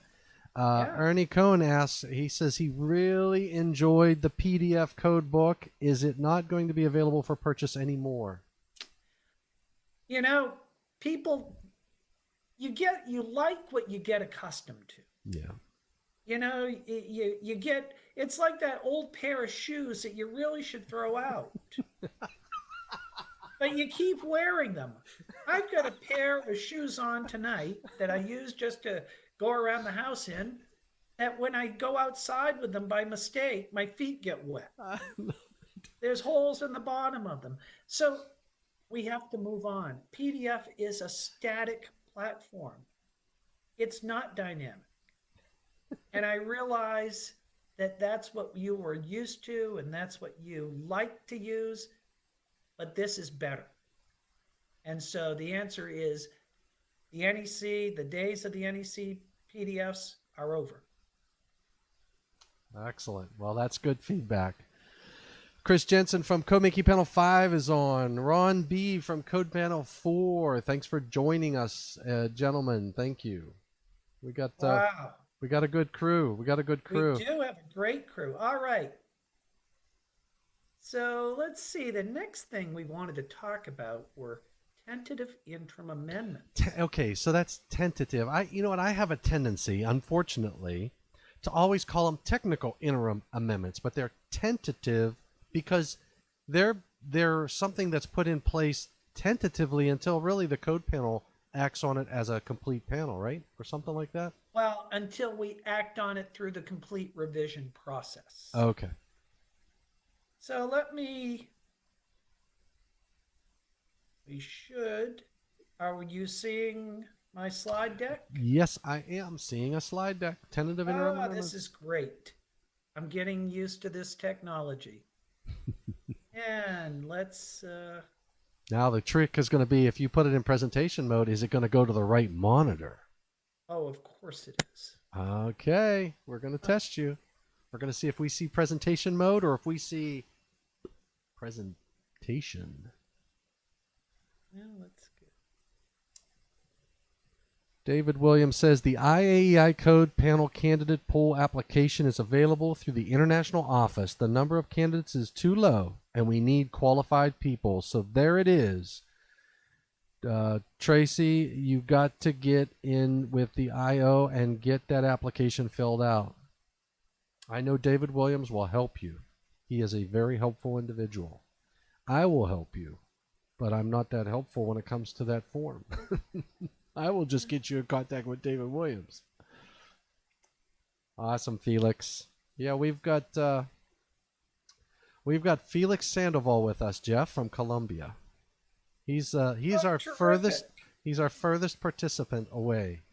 And a new IAEI member, I must say. See, I knew it. We got presentation mode. I was right, Jeff. How'd it go? So you Are got we there? yeah, but I'm seeing your presentation mode, not the presentation. Oh. So you got to go up to display settings, and I think you have to switch monitors because you're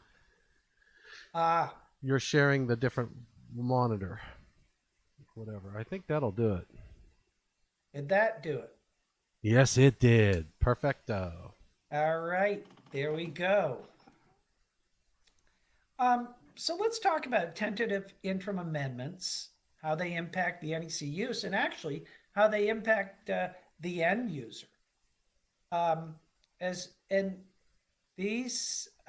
TIAs, as we refer to them as, they are part of the code making process. It's a kind of and we have emergency nature that's part of this. But if, and there are a number of criteria, and I'll show you as we go through the program on what is considered to be emergency nature. But, as good a job as our panels do, sometimes there's something that comes up that is nobody anticipates. Once it gets out there and the code gets into use, we've got a problem here. And so it gives us a chance to fix the code for that particular cycle, typically, and then address it through the full revision process the next cycle. All right, is this going to, there we go. My slide isn't advancing. Why isn't that happening? There we go. There you go. That advanced, didn't it, Thomas? Yes, it did. Yeah, we're good. Okay, perfect. So what you're seeing on the screen here is from the front matter of the 2020 NEC. And it indicates this code was issued with tentative interim amendments that impacted provisions in 21052C2, 24067C, 24087C, 725-121C, and Annex D3. And for more information on TIAs, see the doc info page and Section 5 of the regulations. Section 5 of the NFPA regulations is where the TIAs are discussed. But the 2020 code, it was interesting. All of the content except these particular sections went through the full revision process. However, there were some things that came up after the closing date for public inputs, but needed to be addressed. So these TIAs were issued concurrently with the issuance of the 2020 NEC. So all of those sections that were impacted by those TIAs automatically became public inputs for the 2023 cycle. And so panel 2 and panel 10 and panel 3 and NXD, panel 2 again, they will all get public inputs based on these TIAs that were issued for the 2020 code. Now, we will continue to get TIAs that are being proposed that are coming subsequent to September 10th. Those TIAs can't become a public input. So we may have some TIAs that end up getting issued concurrently with the 2023 NEC, like we had for the 2020 NEC. Wow. So that's, the ability to submit a TIA does not stop on the public input closing date. Right. There is a methodology to process. Again, we process the TIA, we issue it on the 2020 code. Well, how does that become part of the 2023 code? Well, what we have urged people to do when we knew that their proposed TIA wouldn't be acted on until the December Standards Council meeting, we urged them to submit a public input as well. Mm-hmm. So not only were they submitting the TIA for action, but they also provided the panel an opportunity to work on it through the entire revision process. I gotcha. But there will be TIAs that come now that September 10th has come and gone. There'll be TIAs proposed. And so, as I say, we may have tentative interim amendments that are published like those 6 or 7 that we had for the 2020 NEC, that they come concurrently with the standard. I do have a couple questions coming in, Jeff. Sure. Okay, so David Engelhardt, he actually put this out there a little bit ago, but he's thinking now maybe what his issue might be a possible TIA, which I think as we walk through, I'll give you his example, and then maybe you can help us understand. I don't know if you're going to cover that on the process to submit a TIA. But David says, why does it seem that there's no prohibition of feed-through service conductors in an enclosure that is not part of the service, referring to section 312.8A3? And he's saying, would that be an area that he put a TIA in to say, look, there should be a prohibition there? Well, I certainly hope that David submitted a public input on that. Yeah, that's a good question.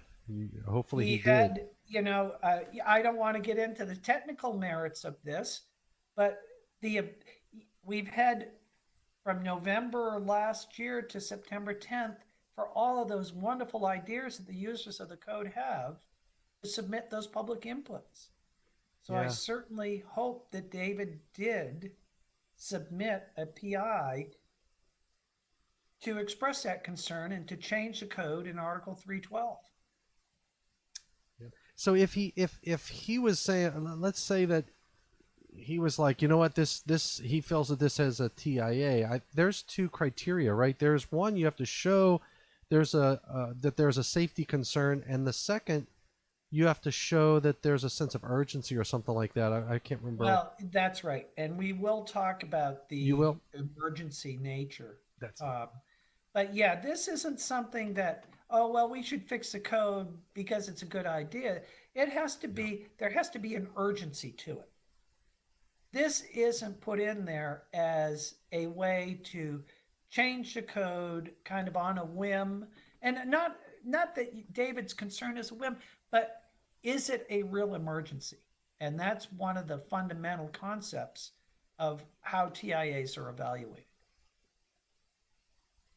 The committees are balloted not only on the technical piece and the correlation piece, but whether it does meet the criteria that are established in Section 5 that constitute emergency nature. okay, Jeff. We got one. I don't know if you know. Do you know Don Grenier? Yes. Okay. Yeah. Well, you know, when the questions, when I see questions come from David Engelhardt and guys like Don Grenier or Ryan Jackson or Jim Dollard, all these leaders in the industry, you know they're good well ones. thought out. Yep. So Don asked a good one. How do TIAs, tentative interim amendments, submitted for previous codes work? Like, for example, there was some that were submitted for the 2014 and the 2017 version of the National Electrical Code. So any thoughts on that? Yeah. We did have a TIA just recently that was submitted on the 2020 and also on the 2014 and 2017. And of course, what people are looking at when they submit a TIA on multiple editions are, okay, you take a look at the adoption landscape around the country. We have 5 jurisdictions, major statewide jurisdictions, that are using the 2020 NEC.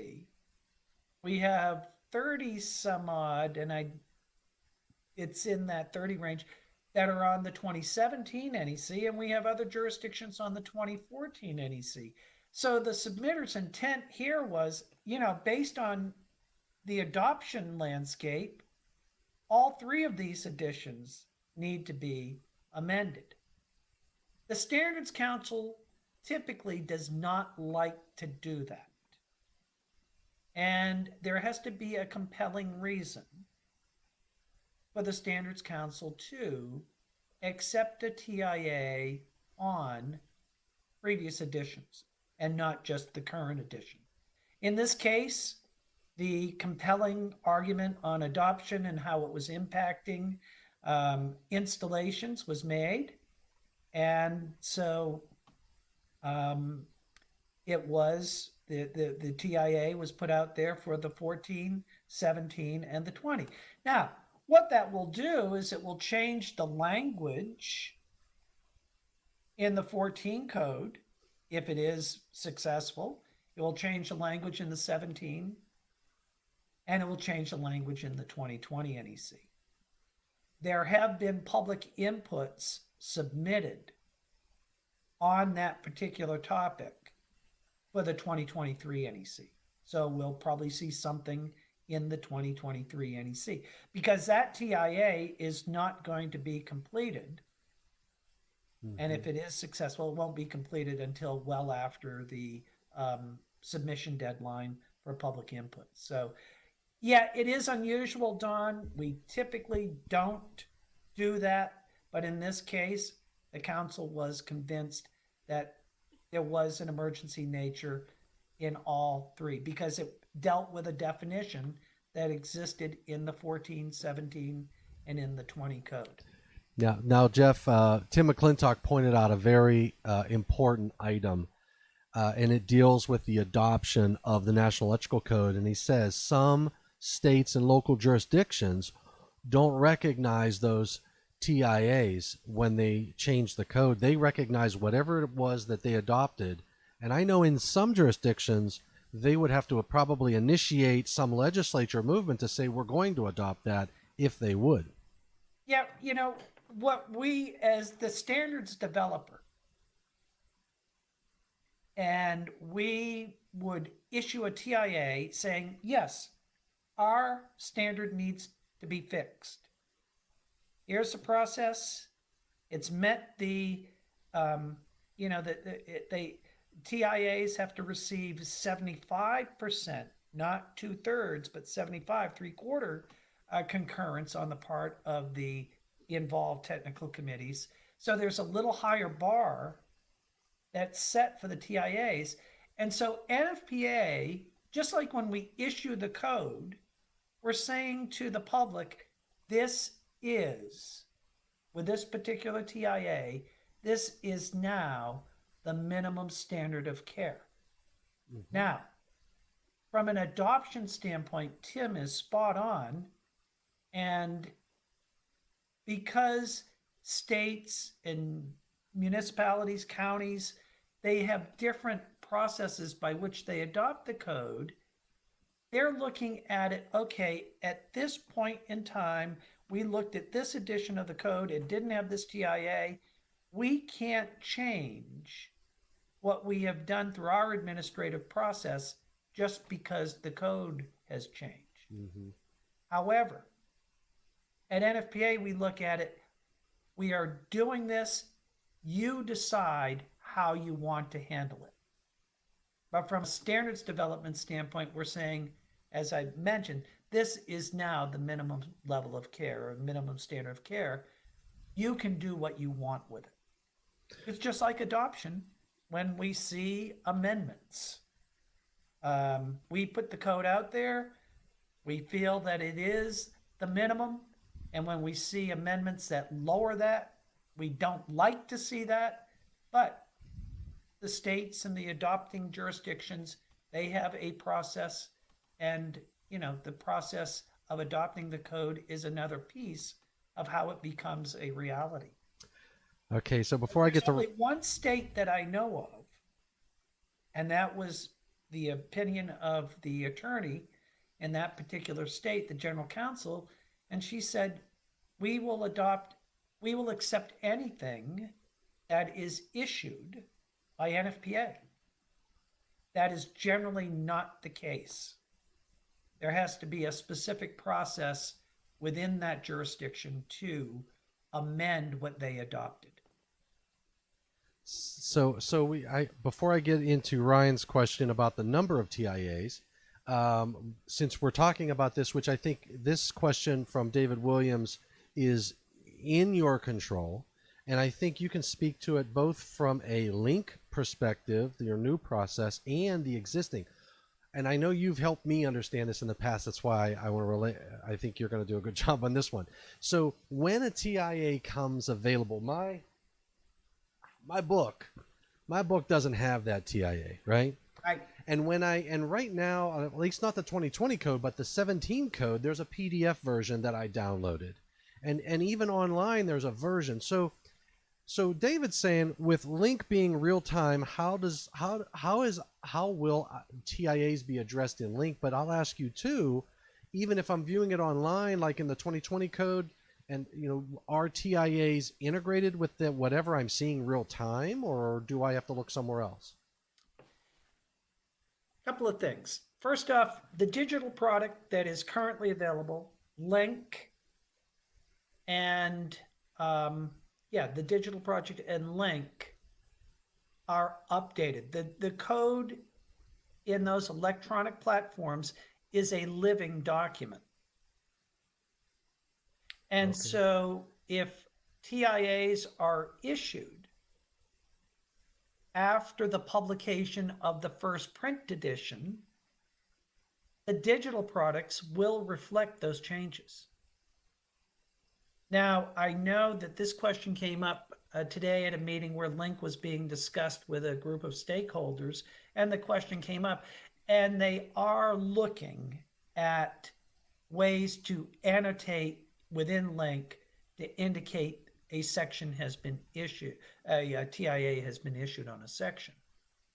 So that we'll see, that is something they are well aware of. They want to make it transparent for the users so they can see a section where a TIA has been issued. Now, the other good piece of this is that doc info. All of the issued TIAs are right there. So you can go. If you have a paper copy, first printing of the NEC, and a TIA was issued afterwards, you can go to the website and take a look at what TIAs have come out subsequent to that first printing. Jeff, Yes, Steve. I'm gonna interject there. Now, if you're signed up into the system as well, you get updates when things are changed. That's a great point, Steve. And yeah, if you sign up for alerts, when those TIAs are issued, when they're out there for people to comment on, you'll be alerted. So you can, you can really stay in touch with us by receiving those alerts.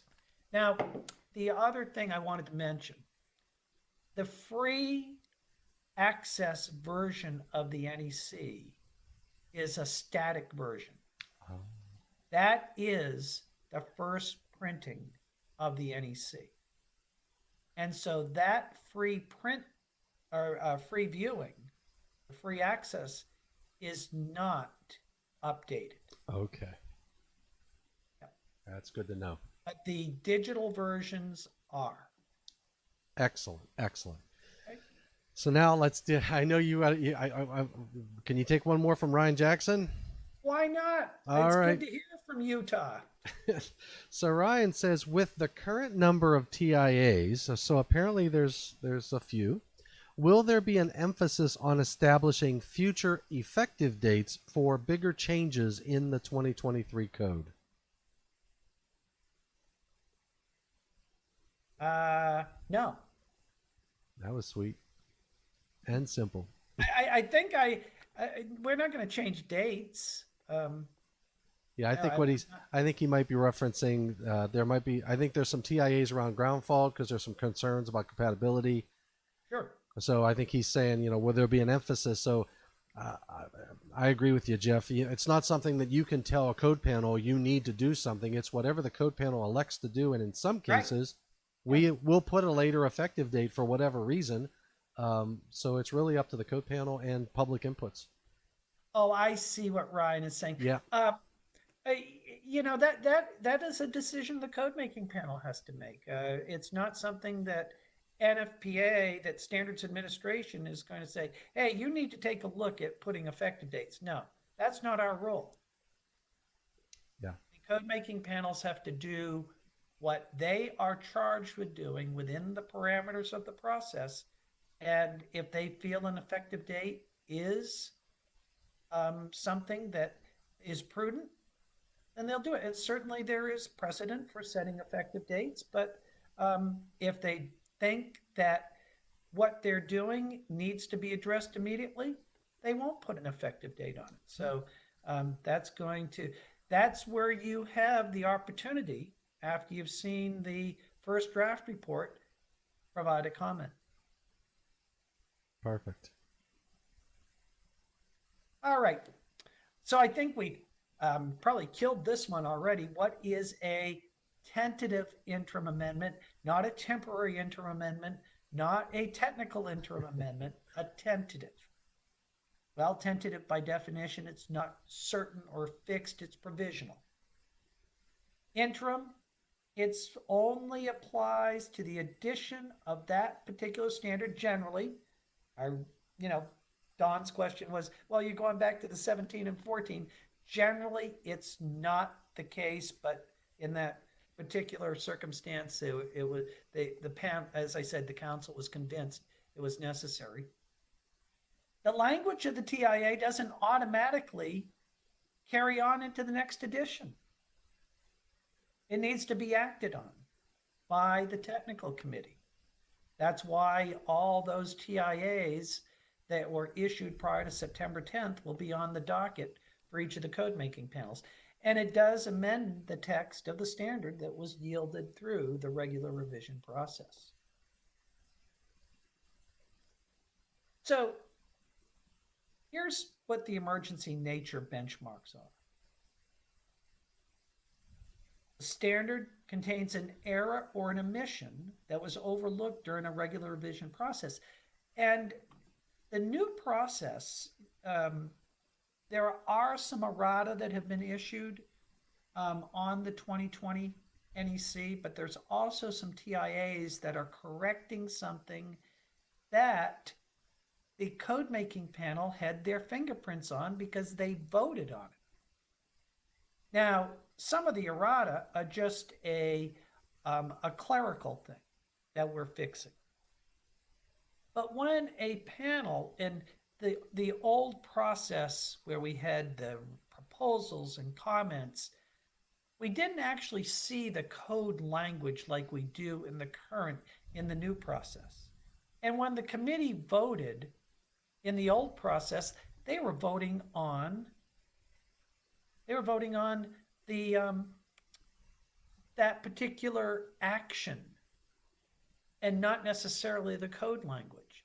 Now, when public inputs in first revisions and second revisions are created, the code making panel is saying, this is the language that we're voting on. So they've got their fingerprints all over it, which is a better process. So if there was something that they voted on that needs to be fixed, a TIA is the only way we can correct it. So some TIAs are doing what we used to do with errata. The NFPA standard contains a conflict within another NFPA standard. Well, maybe something we did in the NEC process conflicts with, something in NFPA 1 or 101 or 20. We can't have conflicting requirements within the same family of codes and standards. So that is a emergency from a process standpoint. The proposed TIA intends to correct a previously unknown existing hazard. Okay, well, something comes up where it's a hazard. No one has submitted a public input on it, but the committee feels it's a real hazard and it is an emergency. So that's another reason. The proposed TIA intends to offer to the public a benefit that would lessen a recognized known hazard or ameliorate a continuing dangerous condition or situation. That's an emergency. If it's a public safety issue, it meets that benchmark of being emergency. And then the proposed TIA intends to accomplish a recognition of an advance in the art of safeguarding property or life where an alternative method is not in current use or is unavailable to the public. Okay. And then the proposed TIA intends to correct a circumstance in which the revised NFPA standard has resulted in an adverse impact on a product or method that was inadvertently overlooked in the total revision process or was without adequate technical justification for the action. So those are the 6 criteria by which emergency nature is judged. And the panel is asked, and the correlating committee is asked as to whether they feel emergency nature has been demonstrated. And if you're submitting a TIA, you want to make sure that you specifically address one or more of these points in your justification.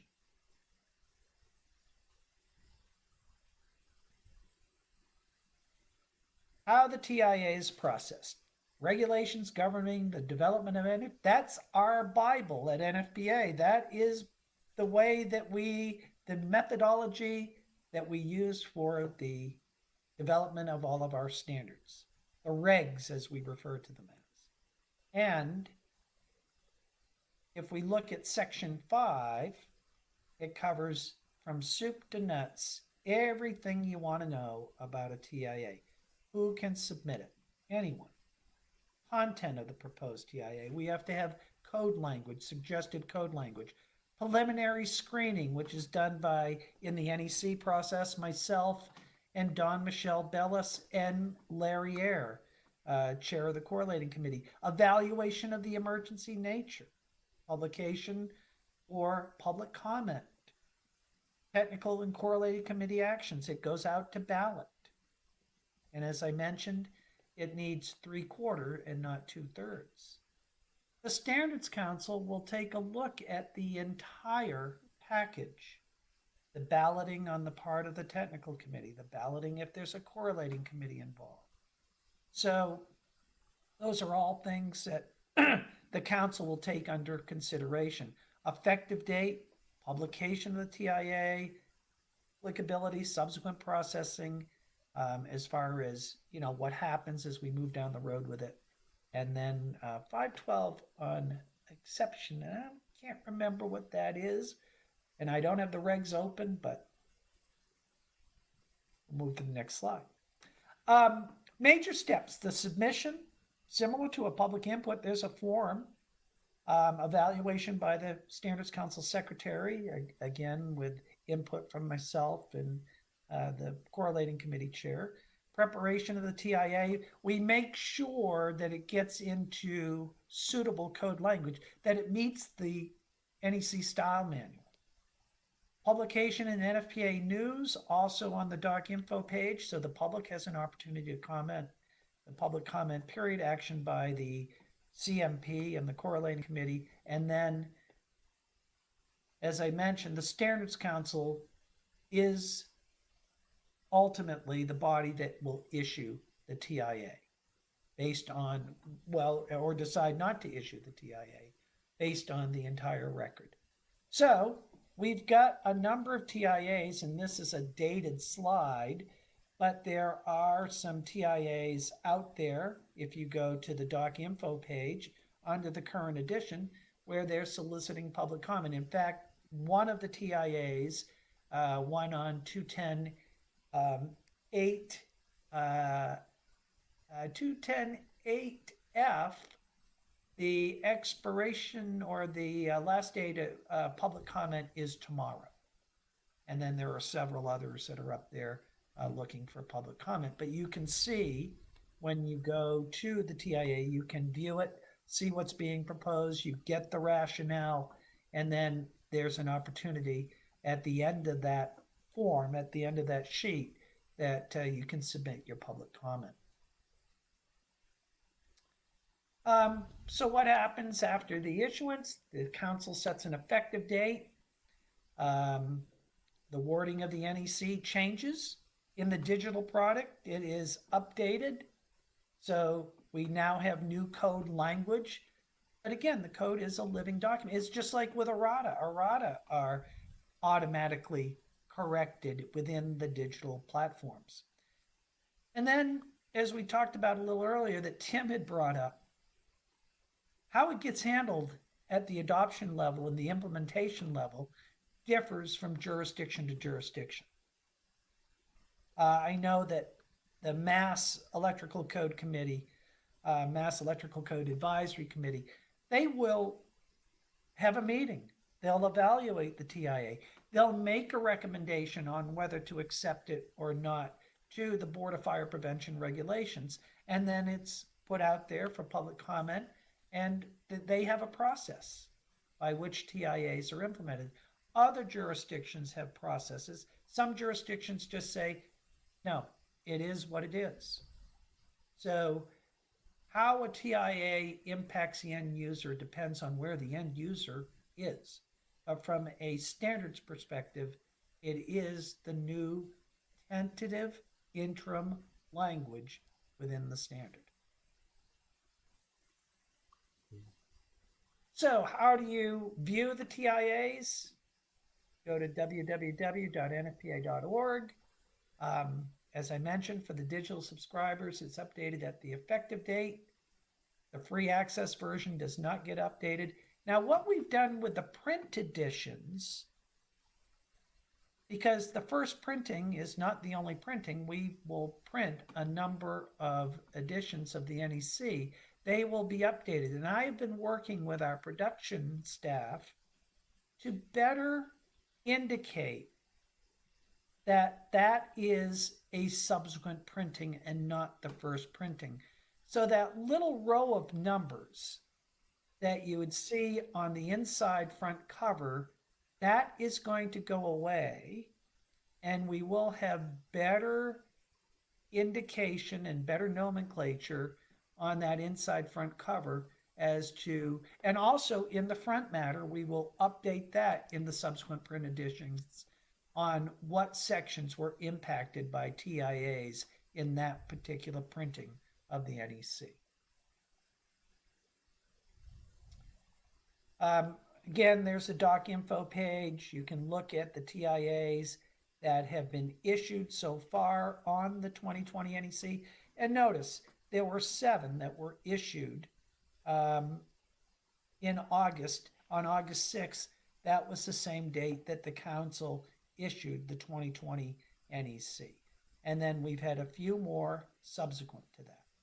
For instance, the one on Article 800 and that informational note and the informational note figure, that was a error that made it through the committee process that needed to be fixed. In the past, that probably would have been corrected with an errata, but because the committee had voted on the actual language that wasn't correct, we can't, by errata, undo what the committee has said. So the committee has a lot more say today in what ends up in the code than they might have in the past when we took all those actions and assembled it. Their fingerprints are all over it. Why are they important? Well, and here's the thing. If you have 2 people with print copies and one has a first edition and one has a second edition, they may be looking at the same section and it may say 2 different things. For instance, 55171F before a TIA was issued, and that's in the first printing. 55171F after the TIA, saying something completely different. So I'm showing the digital version. The digital version got updated, but those who had the print edition, you're seeing what was issued, what made it through the process that isn't impacted. So then it becomes, okay, who's right? Well, who's right is decided by how the jurisdiction treats the TIAs. What did they adopt? Now, some jurisdictions that are just getting around to starting their adoption process, we try to make them aware that there are TIAs, that the code that you're looking at today for adoption is different than what might be in that first printing. So that's part of what our regional staff does, is help educate the jurisdictions, again, that the code is dynamic. And depending on what point in time you're looking at it for adoption, well, if you went out and bought one the minute they were available, then you might have a different book than what the code says today. Very interesting. And for more information, the digital age is wonderful. We are able to provide so much information at the doc info page. Our process is transparent as it's always been through the years. It's even more transparent now because so many more people have access to it, and the ease of access through the digital platforms just makes it much more user-friendly.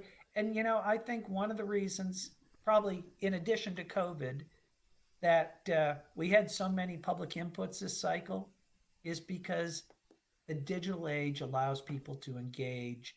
It's much easier today to submit a public input than it was in the past when you had to write it out on a piece of paper, put it in an envelope, buy a stamp, lick the stamp, and put it in the mail. You don't have to do any of that today. So I think that's all of my slides. Yes, that's all of my slides, Thomas. Awesome, Jeff. You Hey, are Jeff. Yes, Steve. Just to remind you of the exception you were talking about, that just says when the Standards Council authorizes other procedures for proceeding under issuance. Okay, thank you. And while you were talking, I got my email from Sarah about all of our code panel stuff. It just came a few minutes Great. ago. So, yeah, Great. and you know Yeah, it's Sarah is, wow, we couldn't live without Sarah. yeah. So I clicked on the link. I just was doing that now. I clicked on the link for it says to notify him, that you're going to be there. RSVP. Yes. So the RSVP says I will attend. I will arrive on month, date, and year. I will be staying at, and so I put one Wow. for panel 2. I said I put 1/11/2021, and I said I will be staying at home, and then for other reason a code making panel member, and I just said thanks, and I'm going to submit it. So I don't Well, think. Thomas, Hmm. you received a special version of that because we like to know where you are. Ah, is that what it is? Okay. That's like the time when I opened up the handbook. The 2020 first edition handbook had the expansion of ASCI in there, remember? And I think Yes. I was talking to you and I Yes. showed you and you said, oh, you have the Massachusetts version. Beautiful. It's beautiful. Awesome. Well, I think that was really, that was a very good overview of the TIAs, the global inputs and all that stuff, Jeff. I really appreciate all of that. I know everybody one else. of the other things I wanted to mention, Yep. Tom, I don't know what you're seeing on the screen. Just a right gray now. box. Okay. Let me get up there and share.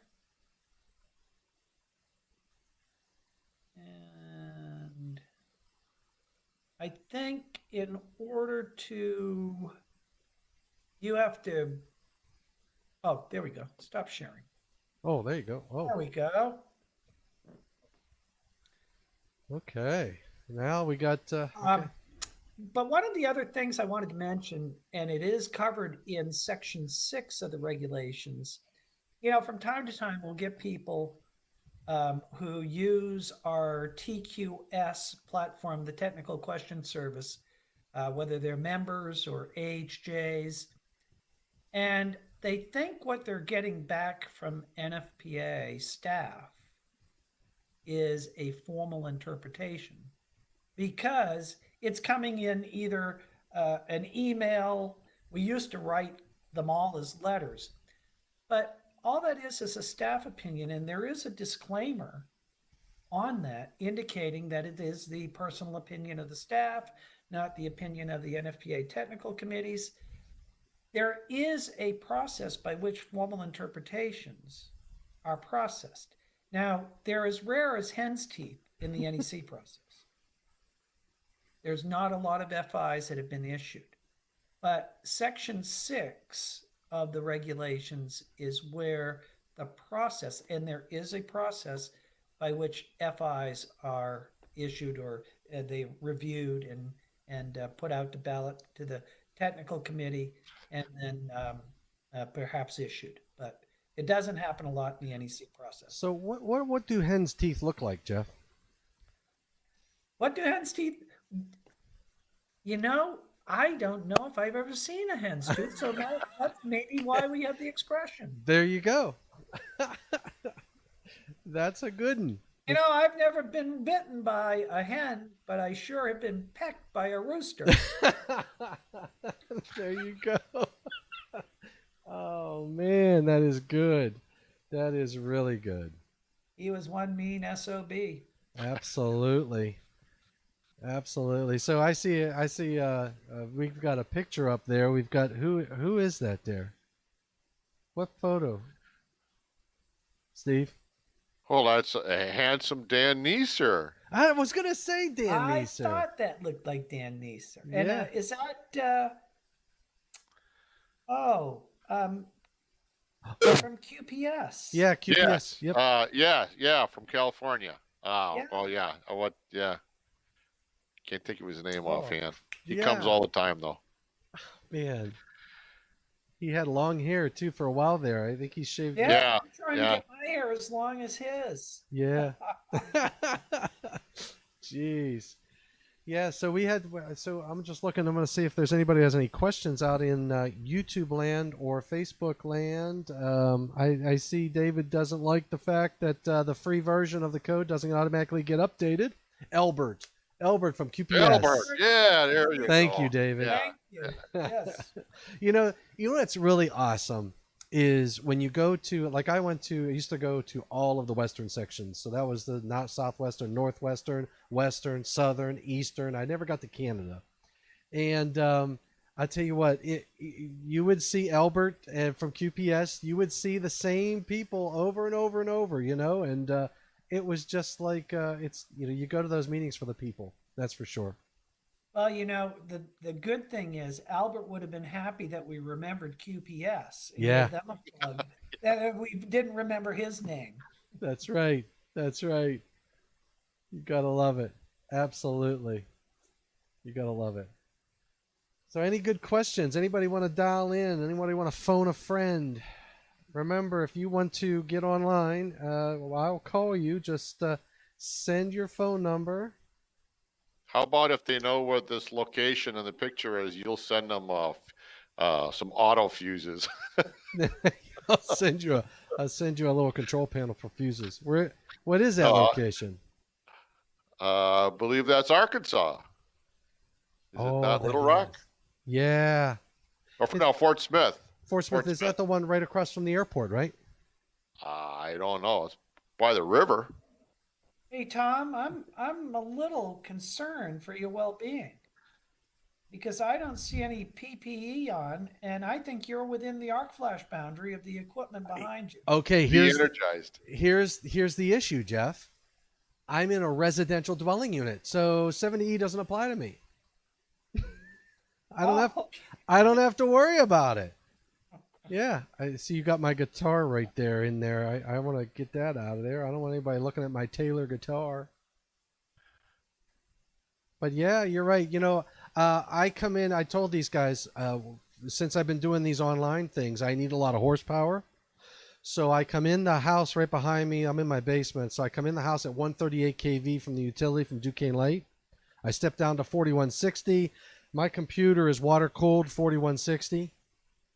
So Nice. yeah, so it's really nice, and then my router is 480 volts, and then my light here, my little light is it's 120. So I step down to that.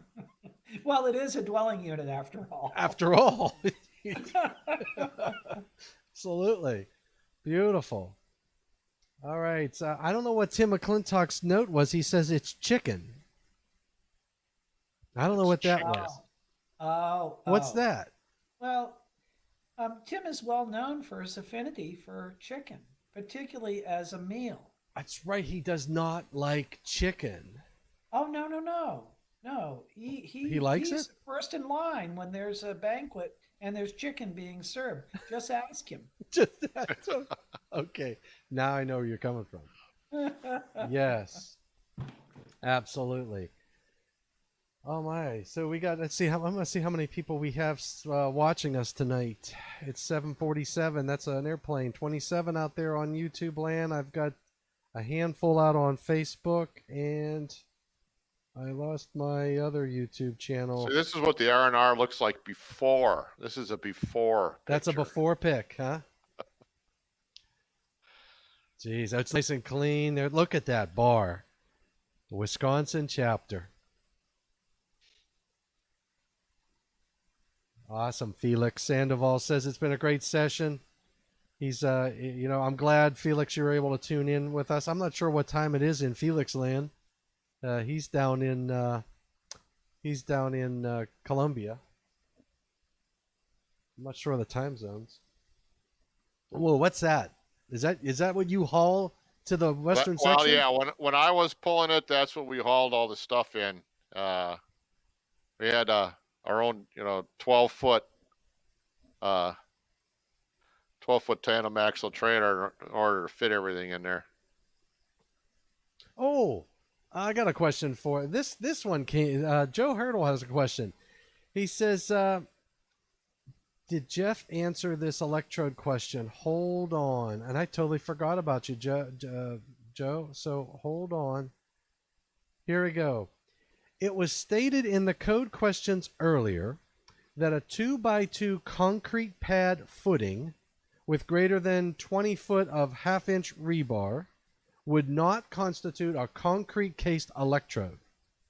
It was implied that you need 20 feet in a linear configuration, like in a we line, talked about, yes. to meet this requirement. There is no language in 250.52 to support this.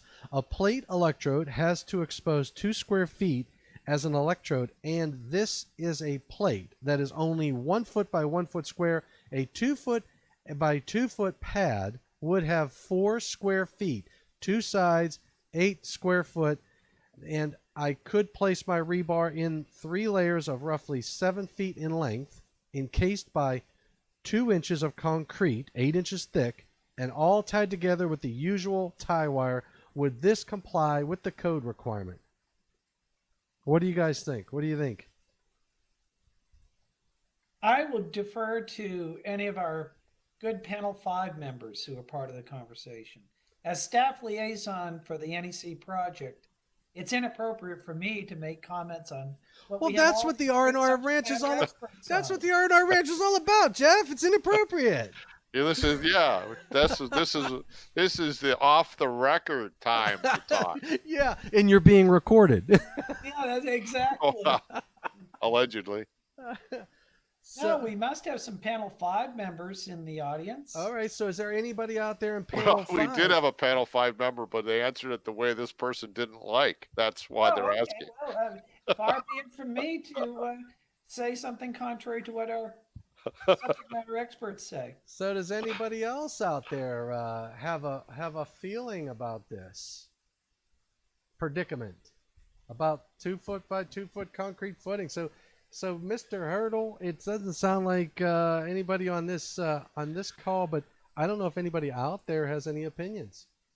Yeah, I think that's kind of why I started to bring that up again to reiterate that, because I wanted to understand exactly what he was trying to say. That it sounded like he was saying because it was not linear, it was, in a grouping stacked on top of itself, that it wasn't in a long length of 20 feet. I guess that would have to be some more specific determination, maybe with a drawing where you can completely see. If you had 2 10-foot rebars laying next to each other, but one is above the other, does that now make it not linear? If you bent them into a square, are they now not linear?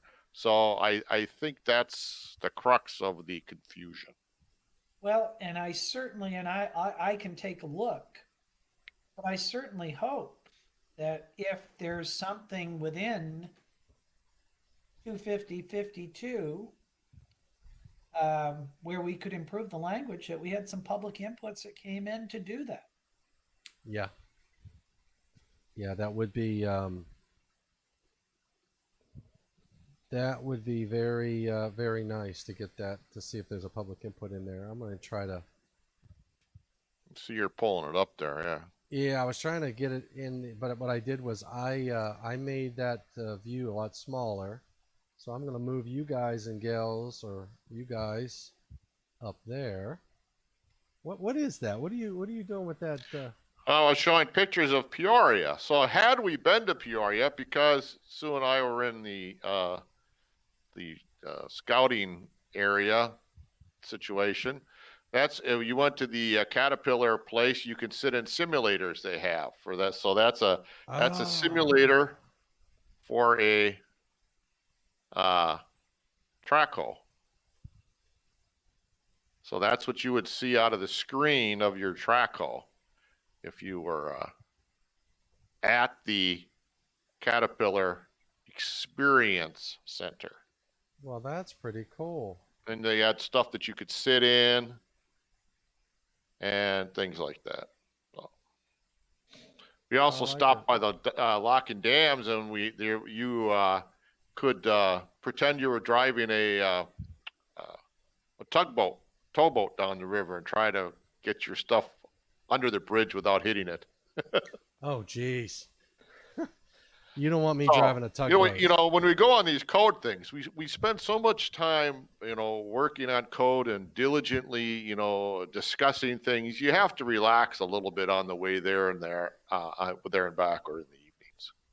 Yeah, I agree with you, and that's what's nice about the R&R Ranch is you get a chance to do that.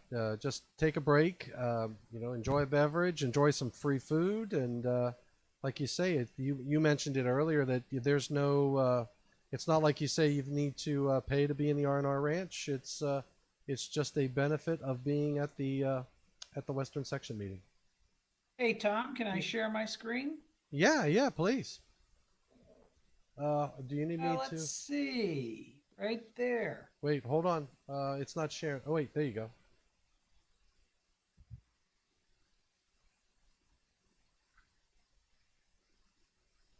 So, I believe concrete encased electrode is A3. Is that right, Steve?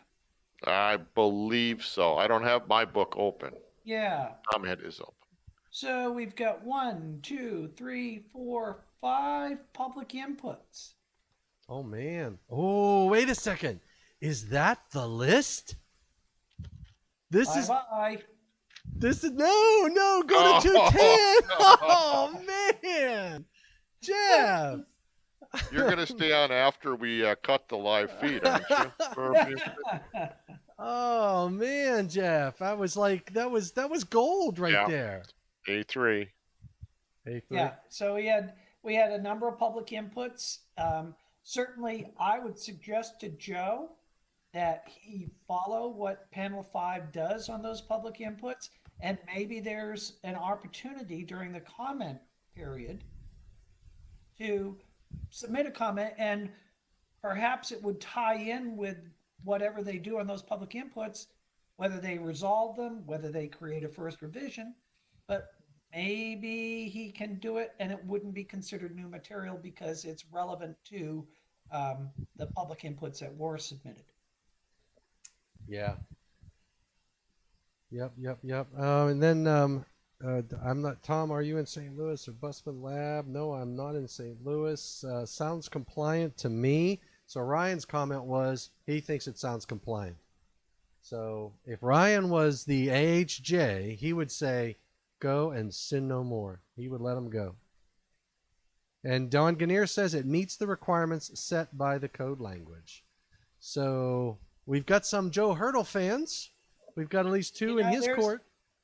That's the beauty of this dialogue. You get wonderful minds weighing in on these really tough questions. Boy, I've never been referred to as a wonderful mind before, Jeff. Did you weigh in on it, Tom? Make a movie about you. Did you weigh in on it? Oh, I was talking about Don and Ryan. Oh, okay. I got you now. Jeez. And Tim McClintock says source grounding provides great background into the concrete encased electrode and history related thereto. Good place to start. So you're right, Tim. And that source grounding book, what I've learned, Jeff and Steve, is that books are published just like the code book. Every 3 years we come out with a new code book, right? I think there is a lot of value into keeping that historical perspective going of those references, because like even the source grounding book has changed over the years, but there's still great information from a historical perspective in the past. And the code book gives you a good perspective to help you understand, here's where we came from and here's how we got to where we're going.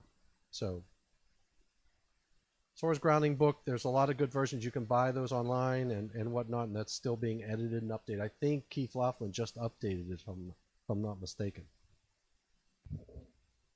Look at that. Who's the one-eyed captain there? I see Dan Neeser.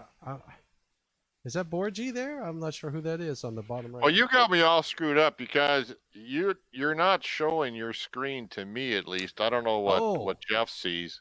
It's all over the place. I see this and that, and I don't. And then I have to look at the live feed, and then it's All right, there delayed. you go. I haven't had any idea what you were showing in that live the whole time. There you go, brother. It's yeah, being okay. shared. Now I can see what you're seeing there. Yeah.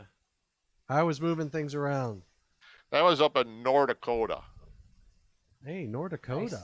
Nothing wrong with North Dakota. The good guys in North Dakota, but no North Dakota this year. It's always right around my birthday. It's always fun to be invited out there. But Oh, so what about next year's section meeting? I believe it's going to be in Michigan, right? If I'm not mistaken, I think next year's Western section meeting is going to be in Michigan. I know Dawn Iverson was letting me know about coordinating that and all that good stuff, so they're probably going to get that notification out. And that's an empty banquet hall. well, okay, that's an after. That's a before. Oh, wow. So we packed them in there. See that? No, Look at we didn't have to social distance back then. No, so. you didn't. And you know what? Think about the chair that everybody is sitting in right now as composed to those steel chairs at that meeting. That's a big difference. That's a big difference. This is that you pilot the barge. Jeez. And we missed that. We definitely missed that. Tracy Dolan said it doesn't say linear but continuous. Does continuous and linear carry the same implication? Boy, Yeah, I tell you kind what, of agree with that. I don't know that Yeah. I'd say that, if you had a tide wire together, that's kind of why I brought that up. I don't want to disagree. Maybe I'm the one that's wrong, but in Wisconsin, that would be okay. Yeah.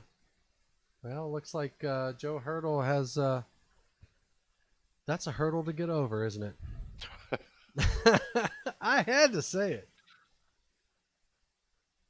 Yeah, and David Engelhart said he's going to be at the. He'll have to go to my home state of Michigan for an IAI meeting. That would be great to see him in at the Western Section meeting.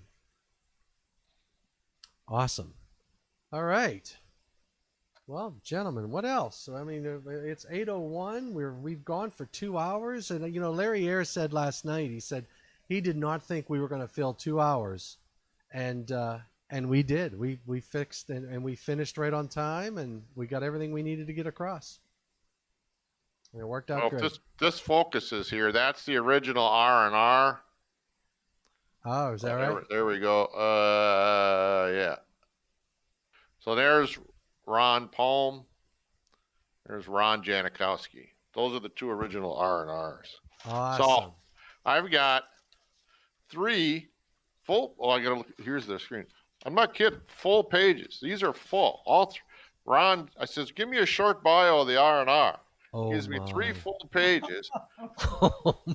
I'm glad we had didn't get him on the I had a phone. yellow shirt on one day, and I went over here with Ray Weber. I mean, it's very detailed. I'm going to keep this for our Wisconsin chapter archives. Well, you know what? We should post that up on the Western Section, or we can post it on this YouTube site. We could. Oh, in honor of some people there, I got my custom-made Indian mask. Look at that.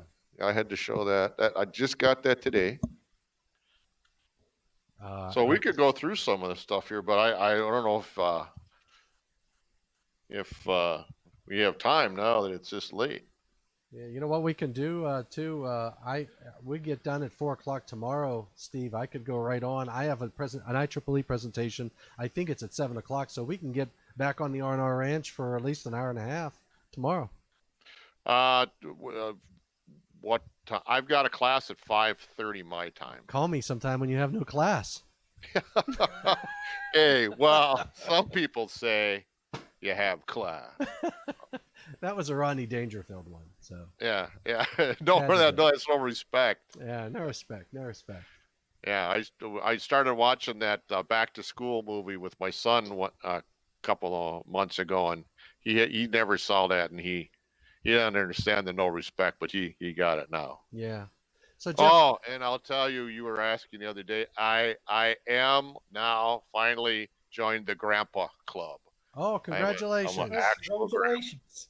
Thank you. Excellent. Congratulations. So what do you think of your new role, Jeff? Well, I think Mark must have known something about this pandemic. Yes. I've accused him of having some knowledge that something, earth shattering was going to happen. No, the best part about it is working with the volunteers. Is that right? It's a part that I've always enjoyed working at NFPA, is working with the committee members, because they are such a great group, such a knowledgeable group, such a dedicated group. And then all of those people in the IAEI circles that, that attend things like this on their own time, because they're interested. It's really an engaged group of people. Yeah. Yeah. We've got, you think about it, we're on at after 8 o'clock at night. We've got 24 people out there. I've got a handful of people over here. We've got people on Facebook. So Yeah, but there's guys like Forrester that are living in the past. It's only 6 o'clock over there. oh, that's true.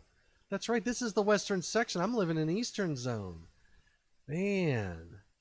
So I keep asking you for those lottery numbers in the morning, and I haven't gotten them yet. Well, I'll send them to you, buddy. You need to talk to somebody from California. No, it's the other way around. Maybe England. Maybe England. That's right. Yeah, you should be telling them. Well, beautiful. Gentlemen, this has been a great R&R Ranch. What's that food? Now this is what it's time for now. There. That's right. Everybody can have some dinner. And 8 o'clock at night, I'm eating 8 o'clock at night. I'm eating after 8 o'clock at night. I'm going to gain all that weight I lost back. Jeez. Yeah, if you wanna, we can. I can go through some more stuff Thursday quick before Dave Williams. Yeah, David Williams is going to be on Thursday. So Thursday I'm free. Yep, Thursday we'll have David Williams on. Tomorrow night I can't, so there's no R&R Ranch tomorrow night. That's a free night for everybody. I thought about doing an actual Zoom R&R tomorrow night, but I can't either tomorrow. I thought it might be nice to have an actual really Zoom meeting where all the people went in and we could try to see how many people we could cram on a Zoom screen. Oh my gosh. And that would be insane. We could, of course, you could mute them, but what, Jeff? It's like the clowns in a Volkswagen. Yeah. Right. Absolutely. Oh man. All right, gentlemen. I think we did good tonight. We had a little fun. Thank you, Jeff. You're always a wealth of knowledge. My pleasure. Thanks for having me. All right. And great to be with the Western section. Excellent. So Sweet. it's great to have you around, no matter what. Yeah. And then I know you're heavily working on the NEC 2023, and I can just see you there just typing away, getting all those spreadsheets going. And you know what? If you want, you can send me that spreadsheet. I'll review it for you. Happy to do so. And you could send now, Tom. You could send any of the rest of us vouchers for going out to Hilton Head when things get better. Get going. Excellent. So all of you out there in YouTube land, you don't have to worry about the Mentimeter sign out, because this was extracurricular. Felix, thank you. David Williams, Tim McClintock, Ernie Cohen, Tracy Dolan, Chris Jensen. I mean, we had some really big hitters out here. Daryl Hill, for goodness sake. I mean, we had a lot of really good people at the R&R Ranch tonight, and you're not going to want to miss Thursday nights with David Williams. He's going to go over the new style manual and talk about all of those great things in depth that Jeff was talking about earlier. That's all great information that we're going to use taking forward. So, and hey, Tom, is that a different link? Yeah. So you know what I'll do, Jeff? I'll send you the links. Please do. Yep, yeah. I'll do that. And what I would ask is you need to subscribe to the Western section YouTube channel. Okay. Yeah, and if you do and you hit that bell, you get notified because our plan is we have now a platform. So our thoughts are we can get, the young people in our industry are watching YouTube, right? They're on social media and things of that nature. So, and what I love about YouTube is it's very educational and we can get a lot of information to a lot of people. So our thoughts process is we created a Western section IAEI YouTube channel. We also have an Eastern section IAI YouTube channel. We're taking the Eastern section live. And I've got a West Virginia chapter. Donnie Cook has an Alabama Central Division chapter YouTube channel. So the thought process is once we have a few of these popping up, we're going to start creating and sharing more material. And I think that's going to help safety. I think it's going to help awareness, and it should get the communications going. And I think, in my opinion, membership in organizations like IAEI, NFPA, and even in my own my company, from a company's perspective, membership is going to take a different format. We've always said membership in an organization is filling a form out and saying, well, I'm a member and you get this card in the mail. I think the future is going to be membership and following things like the YouTube. And there are those YouTube channels that you've gone to. I know I've been there, and they have those for public display, and they'll say, if you want more, subscribe to my channel, and then they charge for that, and then they give much more in-depth other videos on either how-tos or technical knowledge. I think that membership in nonprofits like IAEI and other organizations are going to change in the future to these online type of membership deals. That's just my opinion. So take that for what it's worth, but engage, and I'll send you the links, Jeff. So anybody who has registered for the IAI meetings, I send everybody a link, and actually every morning they'll automatically get it. I'll send another one out tonight just in case. So, you can join in and you can be on the chat. You can be in there, or if you want, we can phone you in and we can dial you up and say, Jeff Sargent says David Williams, he wants to add to that. So, and you can do it live. Sound cool? He's the man. He's the man. Absolutely. Absolutely. All right. So Keith Frederick, thank you. Ernie Cohen, thank you. All of you guys out there on YouTube land, we will see you in the morning at 10 o'clock Eastern time for what's the first session? Transformers. And you know what we did, Jeff?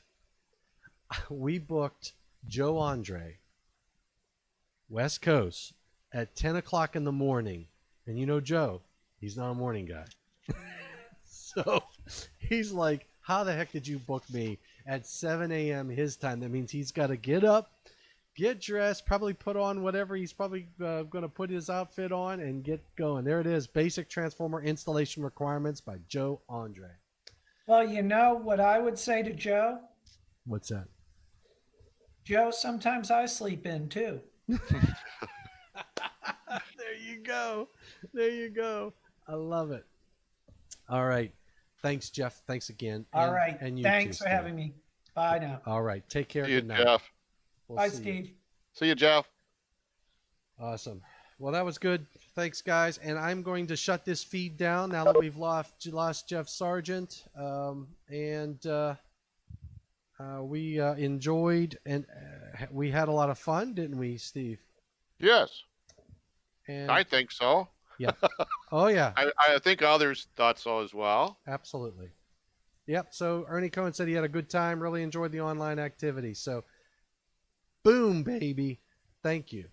Yeah, if you want, I can talk some more about this this letter thing in a little more in depth as a teaser opening on Thursday, and then I would let people know that tomorrow morning, even though the presentation starts at 9, they should really try to go on to see the behind the scenes. It starts at like 8:30, quarter to 9. Absolutely. Yeah, I will That's be. always, you might miss some discussion there if you don't have to wait exactly till 9 o'clock or the time. You understand when you know Tom that he starts things early. Absolutely. It's like the R&R He Ranch. wants it in line for the startup. Yeah. That's right. Perfection. Because he's got his box like this. That stream deck. Because he had get one because I got one, but you know how to use yours a lot better than I do. Mine is still in the midst of being set up. Look at all those buttons, and they're all Yeah. programmed. They're all programmed, buddy. I don't have mine on because I'm not doing anything with it today. But yeah, I have some of my buttons work, like we were talking the other day. But I appreciate your help. Not a problem. All right. Thank you, and take care, everybody. So, Steve, always a pleasure, buddy. Now we can have these. Amen. Salute. All right. All right. Take care, Steve. See you tomorrow. We'll see you tomorrow. Take care, everybody out there. See you tomorrow morning.